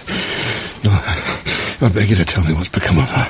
Sir, other than yourself, it appears there are no survivals. None? None, sir. Are you saying that I'm the only one who came out of the sea alive? Sir, it has been 10 days since the vessel went down. If any others had survived, by now we would have found them. I was still a young man when the fleet set sail for Troy. But my father told me the story of how your wife was stolen from you by a foreign power, and how, to recover her, you and your brother Agamemnon made war upon Priam. Helen, whom you say was stolen, went away of her own free will. My wife. I barely knew her. On the night we took the city, one of my men caught her by the hair as she ran from him among the ruins. I knew what was in his mind. I broke his skull with my fist, as I promised to do to any man who laid violent hands upon her. Helen stared at me, thinking, I suppose, that I was going to kill her. I said to her then, "Do not be frightened of me. What you did, or what you may have done, does not concern me. You are a woman, and women are weak. I am your husband. I have come to take you home." At this she screamed and tried to push me away. I threw her over my shoulder and carried her like luggage to the ship. And now, it seems, she is dead. A gannet or an oyster catcher might find her, but I, Menalaus, her husband, who loved her, can never hope to see her again. Every day of my life I have made sacrifices to propitiate the gods, but they have given me nothing. Sir, there is more news. It grieves me to report it, but you are the king, and it should not be kept from you. Say plainly what you have to say. Agamemnon, your brother, is dead. His life was not lost at sea in the storm. His ship reached Argos in safety, but within an hour of his return he was murdered in his own bed by Clytemnestra, his wife, who cut open his skull with a sacrificial axe. Why? My brother raised her up and honored her. What reason did she have for killing him? Sir, she has made her reasons for it well known, declaring that when he put to death at Aulis his firstborn daughter, Agamemnon committed a crime against nature and the gods. What are these gods? Those who see them use them for their own ends. The gods tell them what they want to hear or what they dread. Now, my brother was a harsh man, but the times required a nature stern and unyielding. What of Clytemnestra? Do her own people not condemn her for what she's done? What her people say of her in private or what they think, I do not know. But for 10 years she has been custodian of the state in Argos, and she has exercised her own authority as ruthlessly as any man. Orestes and Electra, her children, she has banished from Argos. They have been sentenced to wander the earth as outlaws during their mother's lifetime, or to be killed if they attempt to return. But it is rumoured that Orestes has already taken the customary oath of revenge. Where is he now? In hiding with his sister. Where? Sir, no one knows. Order will be restored. Clytemnestra and any accomplices she may have had must be arrested and brought to trial. If Orestes or his sister Electra are allowed to take revenge upon their mother for their father's assassination, Agamemnon's legacy to Argos and these islands collapses into anarchy.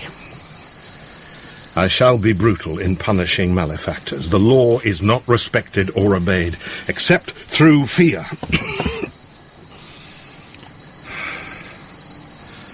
As for me, Nicanor, I am no more now than a dead man. No. You have life and breath. And while life and breath remain, sir, there is always hope. Be silent. Have you lost a wife? Oenone, brother destroyed. It maddens me to hear you speak these banal words of comfort. If you have not suffered, Nicanor, I have the power to make you suffer. Then you will understand that the life you cherish is violent and capricious. Do to me, sir, whatever may please you. You are my king.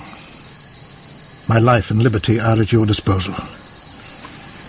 Yet still I make bold to say that the gods have preserved you, and in doing so they have shown that they love you. Helen being dead, the gods are no more to me than a figure of speech.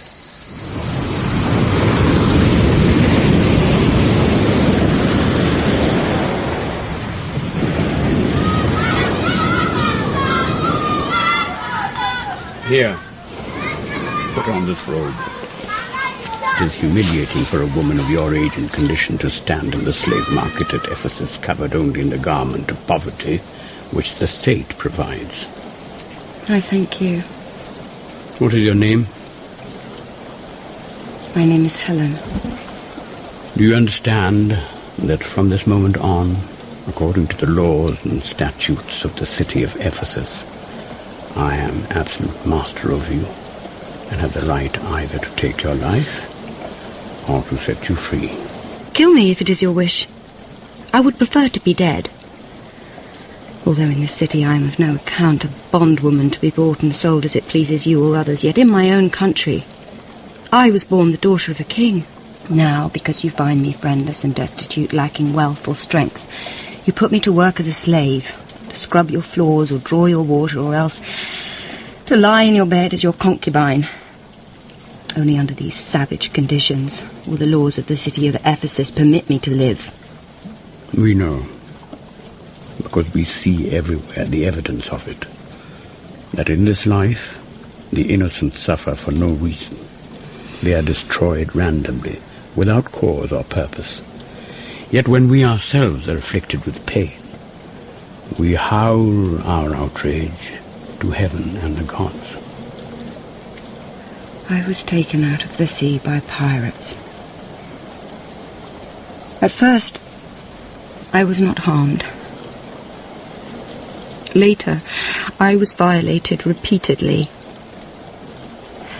When I tried to resist, believing wrongly that I could shame my assailant by what I said to him, he took a knife and cut 3 trenches in my face. Then rubbed sand into the wounds so that they would not heal cleanly. He did this, he said, to be sure that no other man would desire me, as he had desired me. It is hard for you, I know. But had you been old or ugly, these men would not in the first place have spared your life. I am a weaver. My name is Parmenion. You will help me prepare the cloth. There is plenty to do. I shall stand at the loom. But you are not used to standing. Sit, therefore, if you wish to sit. I am a slave. I may not sit unless my master sits. Do then as you think best. If, as you say, you are a king's daughter, then even as a child you will have had slaves to command. Did you weep then for their misery, as you weep now for your own? Why must I work at your loom? You will be happier if you work. How if I am not? Then say that you do it to repay me for the food and shelter which I provide. I do not ask you to provide it. No, nor did you ask to be born. God has chosen to bring you here. It is God who puts you to work. I was wrecked in a storm. God did not make the storm. You are wrong. God has made everything. If I had not done what I have done, who else would have protected you? You become my property, yet I ask nothing from you, except the labor of your hands at my loom. In return, I give you shelter and nourishment. If, finding my company intolerable, you should seek to leave my house, be assured that I will not lock my doors against your escape, nor come searching to find you. I will ask no restitution of you or of the law, and however you treat me, I shall exact no penalty. I am not without wisdom, and know that one human creature cannot be master over the soul and body of another, except in law. Above all, be certain of this, that I have no design or dream of violating your body.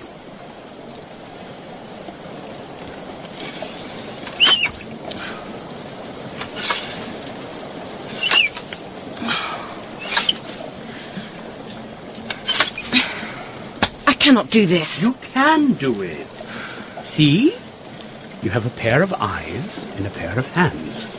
Therefore, you can do it. I cannot. Here. Persevere. Why? I am tired. I am near the end of my strength. You shout at me because you are spoiled and angry. Be angry with God. He created you. He has walked at your side all your life. But of course, you have always ignored him. You are wrong. God does not walk at my side because God does not exist. You are ungracious and obstinate. I have made you angry. My anger comes from God, not you. I shouted at you. Yes, you have no manners. I was wrong to shout. Is that so? Forgive me? It is of no importance. It is important to me. Very well.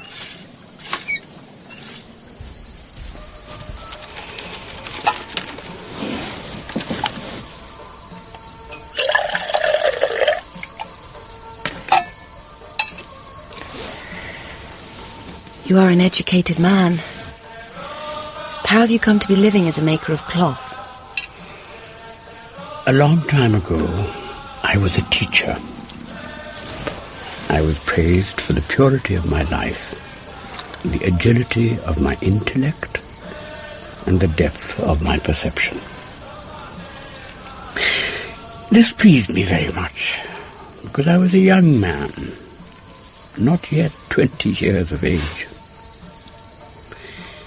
Then one of my pupils, a pretty girl who came from a good family, was discovered to be with child. Her parents, as is common in such circumstances, were filled with rage and demanded to be told the name of the man who had corrupted their daughter. At length, after much argument, the girl swore upon her honor that I was the father. At once I was turned out of my school. My former pupils condemned me, and my former neighbors refused to let me live among them. So I went into the desert, and I made a home there. When the child was born, it was given to me as a punishment to graze and rear as best I could. I found it no punishment, and grew to love the child. Finally, troubled in spirit and burdened by guilt, the girl confessed. The true father of her child was a handsome young man from a nearby village. At once the parents sought me out. They begged my forgiveness, which I gave willingly. They also required me to return the child. I did this too. You gave back the child? It was not mine to keep. But you made no complaint? None. For 3 years they had forced you to live as an outcast. The mother was frightened. Well, she only had herself to blame. That is true. But there was no other way in which I could be of service to her. I was a clever young man, but I had nothing to teach. I was no use to her, except as the father of her child. Did Did you feel no anger at what she had compelled you to suffer?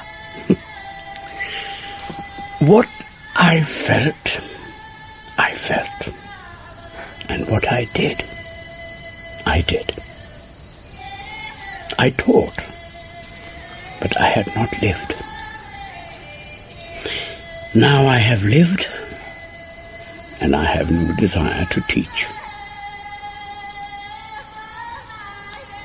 I betrayed my husband. The fault was not in him, the fault was in me.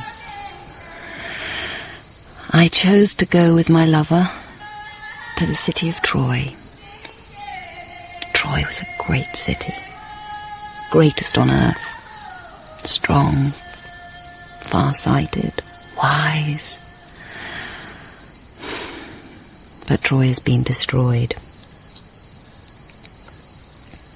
On the night that the city fell, I saw my husband kill with his own bare hands any man who insulted me or struck me. I knew that my husband loved me.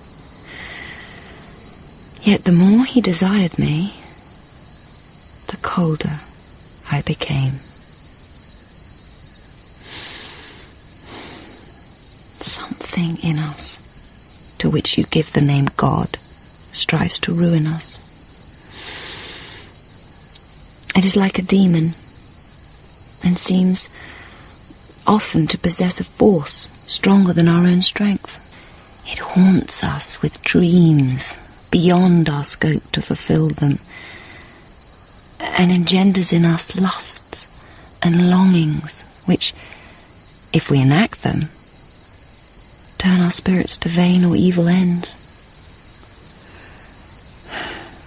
We call this unquietness of soul by many names, saying, in our delusion, that a God is walking beside us, as if we are governed in our designs by the tyranny of heaven as the tide is by the sway of the moon. I say that what divides us against ourselves, what speaks to us in our visions and dreams, is only our own mortal nature.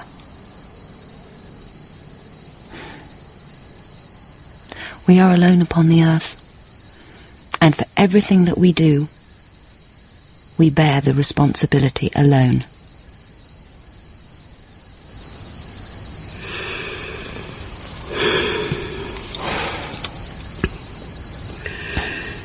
You were pulled from the sea, but your husband is dead?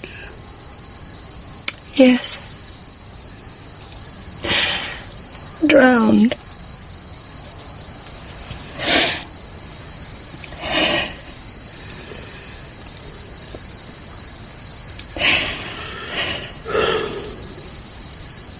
What can I do? Do for a time whatever work you are given to do. Rejoice and give thanks that you are alive. I cannot. The cruelest lesson that life has to teach us is this. Everything which is given may be taken away. Your home, your livelihood, your loved ones, your health, your sight, your competence to perform basic bodily functions. But one thing you may preserve: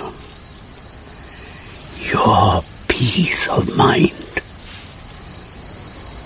It cannot be destroyed, except from within. It can. The world can destroy it. No. Heaven and hell are within your own mind.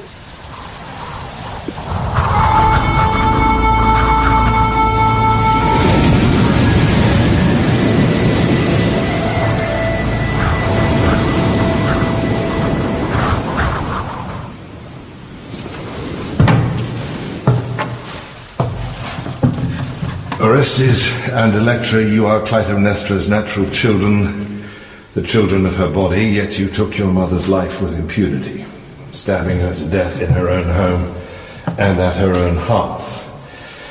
For this you have been tried and condemned by the elders and the people of Argos and brought here to me in Sparta for my judgment. You are both notorious criminals and have deserved the sentence which the court has rightly passed upon you, namely to be put to death by public stoning. If you have anything to say in your own defense, you may speak it now. I, Orestes of Argos, make no complaint. I did the thing for which I am condemned. I'm heir to the throne of Argos, yet at my father's death I was banished from sight, denied my birthright and my inheritance, and denounced without truth as illegitimate.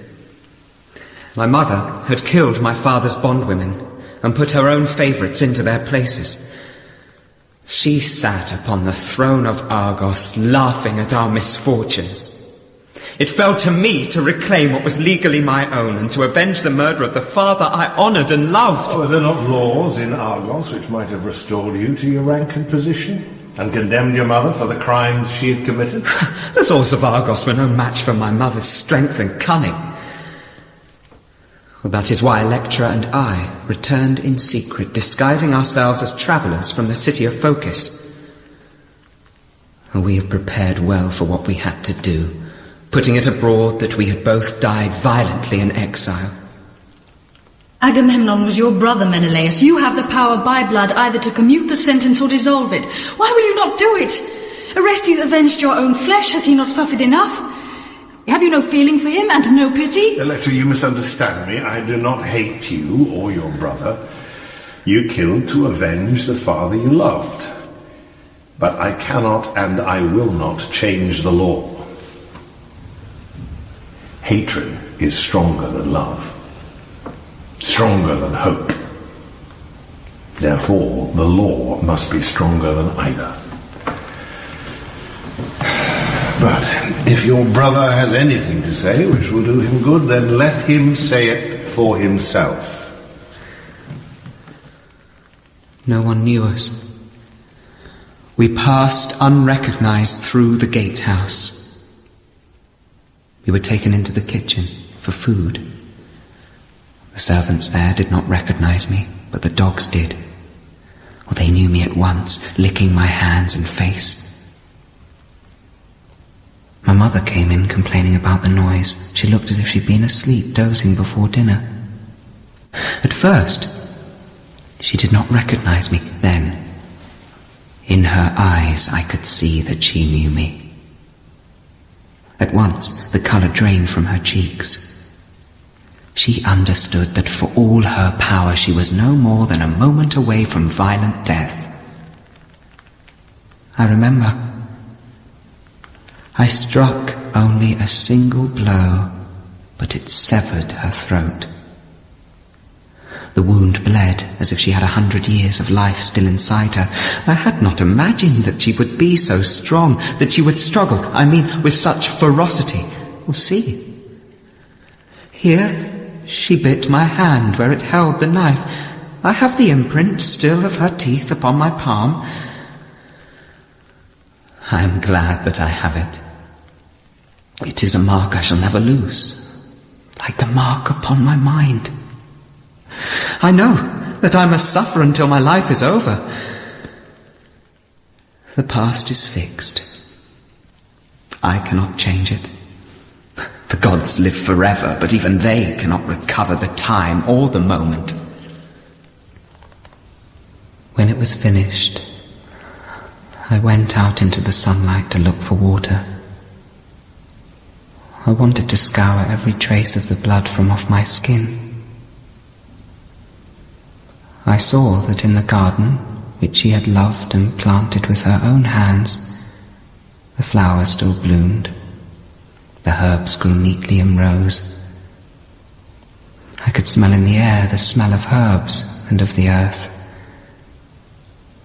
I remembered things which I had long forgotten, things in her, which had compelled my soul to love and honour her when I was a boy. Let me bathe your head. Then I shall sing to you, then you will sleep. For a short time my song will bring peace to your mind. No, Electra. The body can be healed, but once the mind's balance is gone, 'tis gone irrecoverably. Alone, on the road, something visible, but not real, dogs my footsteps, stopping when I stop, resting when I rest. I would have my mind as empty as a broken jug, but still the thoughts come.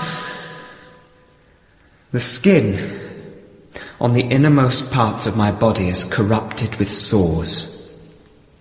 When I undress, my limbs are covered with a rash as dark as dried blood. I have tried to be strong, but I'm not strong enough. You were strong enough, Orestes, to lay violent hands upon your own mother. Do not tell me now that you're weak. Do not plead to me that you suffer. Pray for death, when your sufferings will end.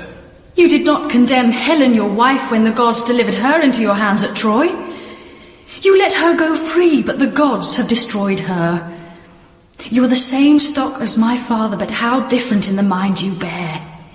I am a woman afflicted by my sex with physical weakness, yet when my mother struck down my father for nothing more than her own gain, I helped my brother to destroy her. When he hesitated to do what was required, I urged him on and would not permit him to rest until my mother's crimes were punished. Understand that I acted as I did because I heard inside my head the voice of God. It is not vicious to hate evil and injustice, and it is not virtuous to show mercy to the evildoer. What we did had to be done. We made ourselves unclean by murder to cleanse the nation we love. We are the nation. Our right comes linearly. You cannot throw it down. We are above the laws of men, but under divine law. You are a king. If you do not uphold justice, who else will do it? More words from you, Electra. You talk of justice, but justice is an abstraction. Justice does not exist because the gods do not judge us. On earth, we judge ourselves. Now, your certainty tells me only this, that no man has ever touched you. If you had spent your days as I have spent mine, then you would know what courage is, what hardship means. As for feeling, and as for pity, I have none, and I ask for none. For 2 interminable years I have lived my life desiring only that it should end. I eat and drink no more than is needful for me to sustain nature. A jug of water and a loaf of black bread which my servant Anacreon brings to me each evening an hour after sundown. I have tried to starve the sorrow out of myself. But this perplexity endures. I suffer. So must you. You killed, therefore you must die. Nicanor, take these prisoners away. It is the order of this court that the sentence of death be carried out before sunset tomorrow. In the meantime, as is customary for capital offenders, let them be chained to the wall at the palace gate, where by day or night they may suffer the disapprobation of those who pass by.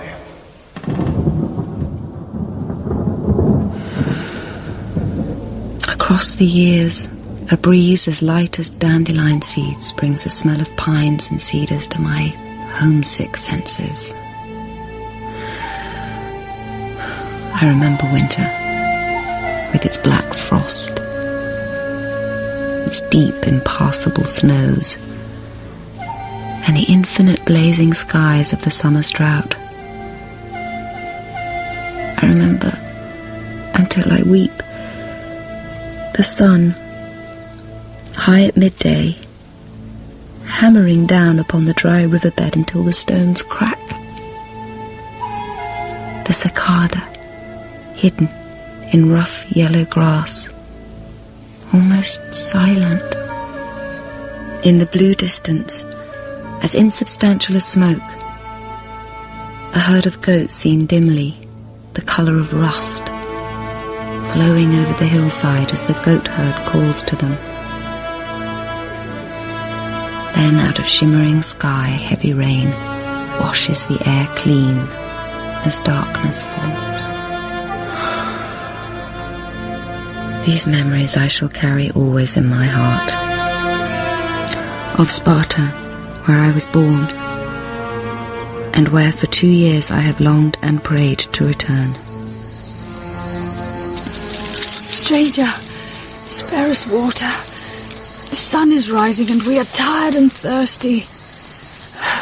Who has confined you here? In chains like animals under the open sky. The ruler of this place who has condemned us to death.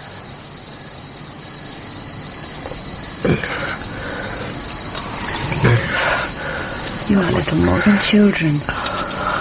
How have you deserved to die? We murdered our own mother. Then you have broken primal law. Yes, but she sinned first in murdering our father. What was your mother's name? Clytemnestra of Argos. I know the story. Who does not? Your sister's name was Iphigenia. You are Electra. This man who lies at your feet is your brother, Orestes. Orestes is mad. His wits are gone. Death will be a blessed release for him. And for you, Electra? I am not afraid. Do you want to die? The world is ugly and cruel. We think that in it we are free to make choices of our own, but those choices are made for us by what our parents did. The evil they inflicted upon one another, the good they could not bring themselves to do. I think you would prefer to live. I am young. I have known nothing. I swore that I would not let a man touch my body until my mother lay dead and my brother was crowned king. I hoped then that Argos might be again as it once was. Before the war, before the slaughter, before our sister died at Aulis, before our mother polluted her bridal bed with our father's blood. But now, these things I hoped and prayed for can never be fulfilled. Today at sunset we must both die. Immortal sister, and it is needful for us to die. Death is the sky above us, the earth below our feet. Is this Orestes, Agamemnon's son? Yes. For the space of one more day's daylight. If you were made free now, Electra, how would you use your freedom? I would punish my enemies and destroy all those who assisted my mother. You are full of hatred, Electra. You are right. I am full of hatred, but my mother put it there. She and her sister Helen, in whom it began. Who are you? Why do you converse with these prisoners? They asked me for water, so I gave them water. You should not have done.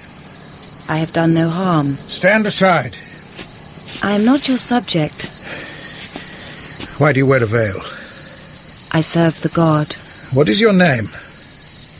I have no name. I have come out of charity from my master, Parmenion of Ephesus. The affliction of your master the king was known to Parmenion. I am here to help him and to bring him, if I can, out of darkness into light.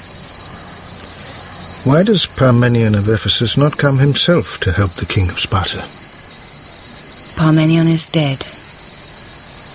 I have come in his place. Parmenion of Ephesus led an austere and holy life, for which the gods loved him and blessed him with their gifts of healing.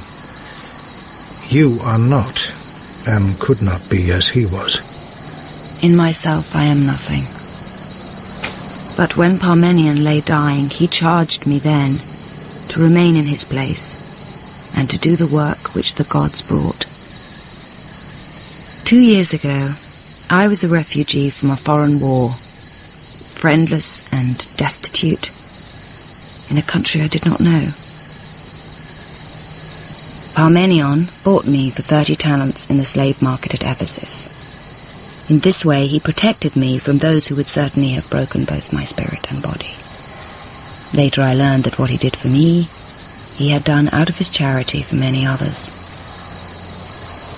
He earned a frugal living as a maker of cloth, yet he had besides some power or skill beyond what can be studied or acquired.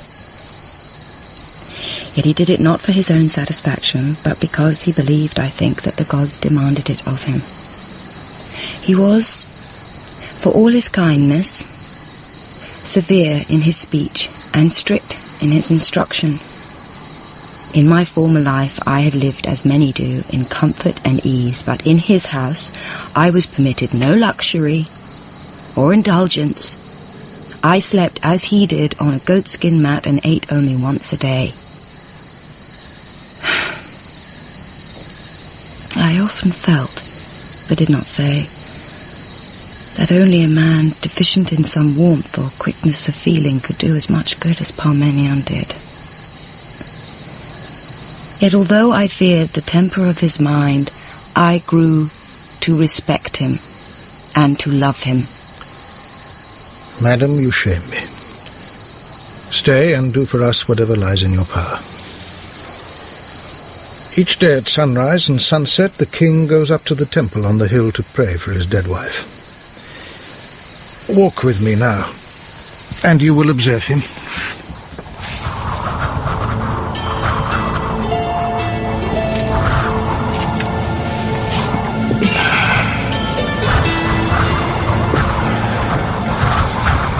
Between stone and sky, between heaven and the eye, the sublunary world. But grief within the skull more real than my weariness. I am the hearth when the fire is out. I am the stream run dry in the long summer drought. I fear the perturbation within my own soul. Once you leant upon my cheek and hung about my neck. The gods have no power to make me whole. When all about me spoke bitterly of you and made in my sullen hearing a litany of your misdeeds, I, whom you wronged, never spoke a word against you. No man is lucky in everything. At dusk, I turn my eye heavenward. As the moon rises, I see the owl fall on the mouse. Mastery is all. Better to be down where the mole digs than to seek contentment in this alien landscape. Did you ever take thought of the maiming you gave me by living and dying a stranger to me? I wait for a sign which is beyond your giving. The dead do not come back to life. The time is irrecoverable.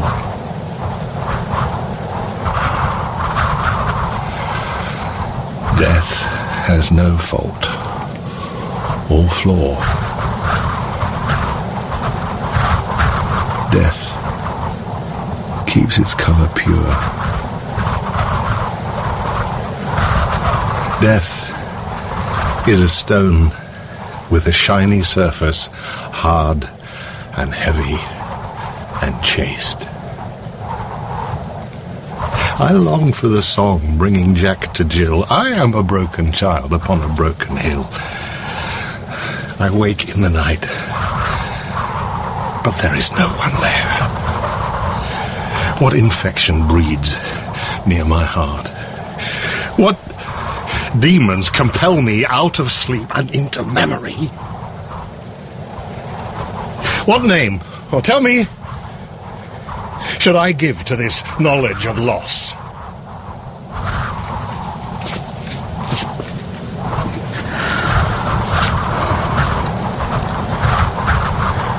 For more than 2 years he has lived in this condition. His sight is poor, his hearing hard, and his body weakened by continual austerity. Yet no one doubts he is the king. Who's there? One who wishes you long life. I curse you for saying so. Sir, I beg mercy for the 2 condemned prisoners who are to be put to death. They are condemned by law. You have the power to omit the penalty. I will not do so. Let them find their acquittal together in the earth, where there can be no weariness, no joy, no pain, only senselessness. Why do you speak so harshly? Why? My back aches.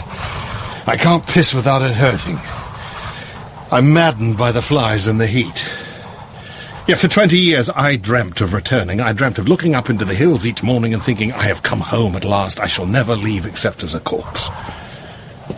Here, once, I made plans for my life. You know what I wanted?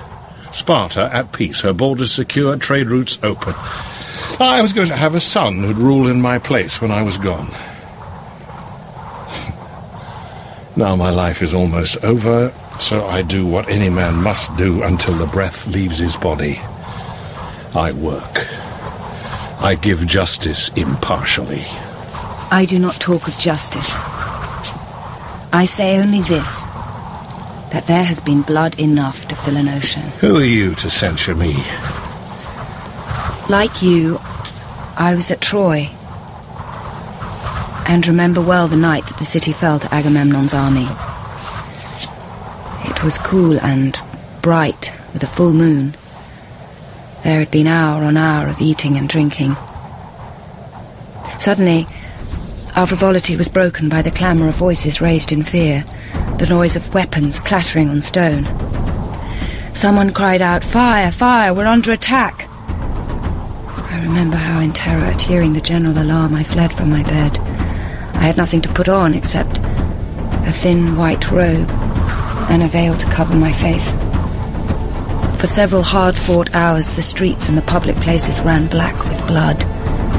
Then, at dawn, once the survivors had been rounded up, Agamemnon himself arrived to speak to them. He was heavily guarded and stood on the ruins of a wall near the temple of Athene. He shouted, "Oh, you weep now, people of Troy, you cry to heaven, saying that justice and the gods do not exist. The opposite is true. That is why I am not minded to show mercy to any of you. I note you made no complaint against fortune or fate when Troy was rich and strong. You ate, drank, and made love with impunity, while we died daily of hunger or our wounds. For 10 years you laughed at our pain. As you die, let those memories sustain you." Then the slaughter began. Have you ever heard the sound which the ewe makes in the sheepfold when she is separated from her lambs? I remember. It's hard for me to think what I did then. Agamemnon, my brother, has paid with his life for that night's work. Hey, you say you were there. Tell me who you are. Look at me. Do you still not know who I am? Do you still not know me? You loved me and were once my lord. Why do you call me lord? Because it is my right by worldly law and by the laws of heaven to do it. I don't understand. As you lost your wife, so I lost my husband. Who are you? When the city had been destroyed, I was granted this remission, to go freely as I had once come. A great storm rose up against me, and in it, a second life, a second husband were lost to me in a single night. Take off your veil. Let me see your face. My lord, my name is Helen.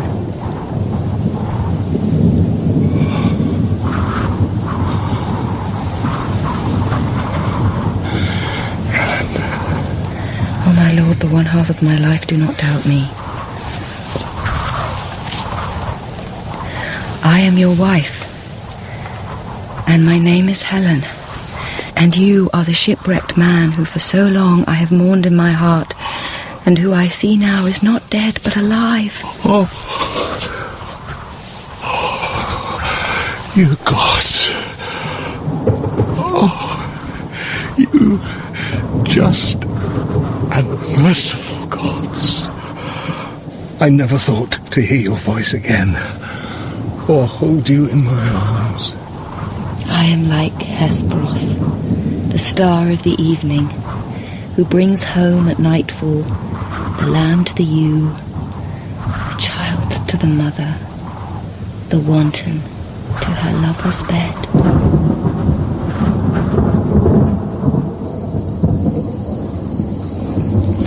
You, Helen. Let all the rest be forgotten. My beauty has been an affliction to me.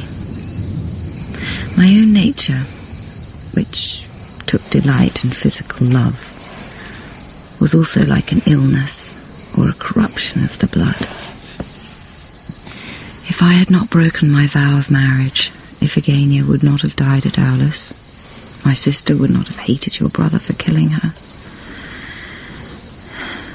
When a woman hates a man, their children are cursed.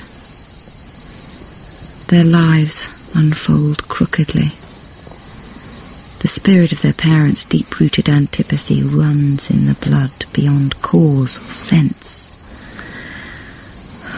Release them, Menalaus. Restore Orestes to the throne of Argos. Let all our sorrows end here.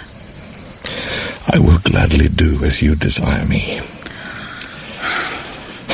Yet I think that the boy Orestes is not fit to rule. He will recover. That is not possible.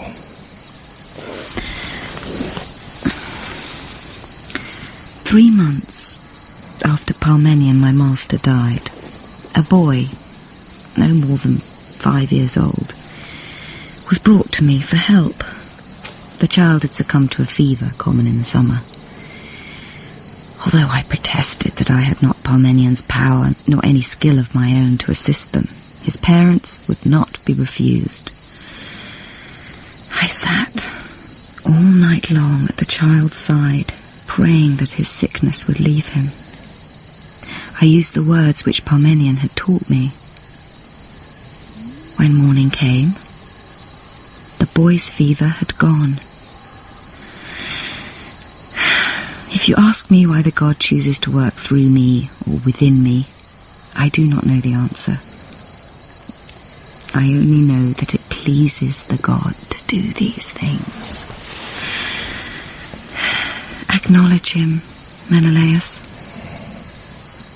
He is a great god. By what name shall I know him? My name is Hermes. I speak the words of the gods, and have walked at your side a long time. Tell me who or what you are. Zeus was my father. My mother was a goddess. Her name was Maia. I was born in fire. If you could see me as I truly am, the sight would burn your eyes. Accordingly, I walk disguised among the haunts of men. Often in the summer's barren heat, I have assumed the lineaments of age, and walked bareheaded in the noonday glare, desiring water in the August drought, seeking contentment under the elder tree, eking out the bald year with the dry bread crust. At night I bathe my eyes. I wash away the dust and debris of this death-bound world. At dawn I watch the fading constellations. I am a pilgrim.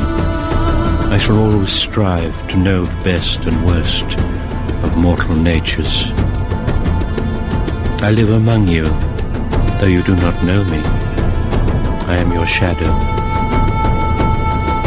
You may partly glimpse me beyond the span of eyesight in the dusk, or in the violence of a winter storm, confront my face and comprehend my nature.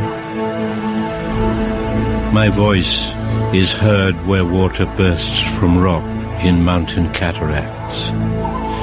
I am found wherever fire burns, wherever love makes its unreasoning compact, wherever dreams release the weaved-up sorrows of the soul. These are my mysteries. They will always be far from the reach of human understanding. Acknowledge them for what they are. Acknowledge me. You have given me much, and I am grateful for it. I never thought to end my days with my wife at my side, in Sparta, where my heart has always been. But I'm an old man now. My body is losing its strength. I tire easily. My sight is no longer clear.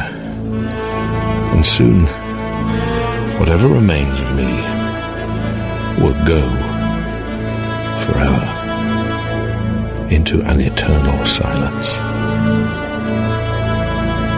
An eternal darkness. Let us not pretend that we live more than once, or are young and strong for more than a short time. You speak only according to what you know or have taught yourself to believe. I come to show that sometimes the gods give back what is taken. Sometimes they bless as well as punish. Sometimes the miraculous happens and the probable does not. Accept what comes to pass. Believe. Have faith.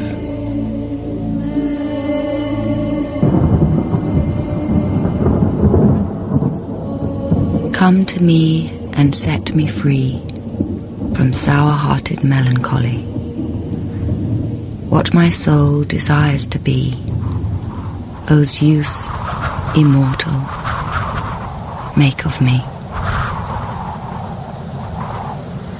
Helen lived many more years, dying in old age of sound mind, at peace. Orestes ruled in his father's place in Argos, sensibly and well. But the age of glory was over for Agamemnon's race. Agamemnon had sold everything to finance his war with Troy, and when Clytemnestra murdered him, it was soon discovered that there was nothing in Argos left to sell. Within 100 years, the cities had declined to villages, and the islands were ripe for another invasion from the north. The legend of the old world was over. History had begun. But since people do not change, what they do also remains the same. The blood, the hatred, the quarreling, the ambition, and the pursuit of war. If you ask me why we tell these tales of long ago, I answer that legends are like dreams. They tell us what we need to know.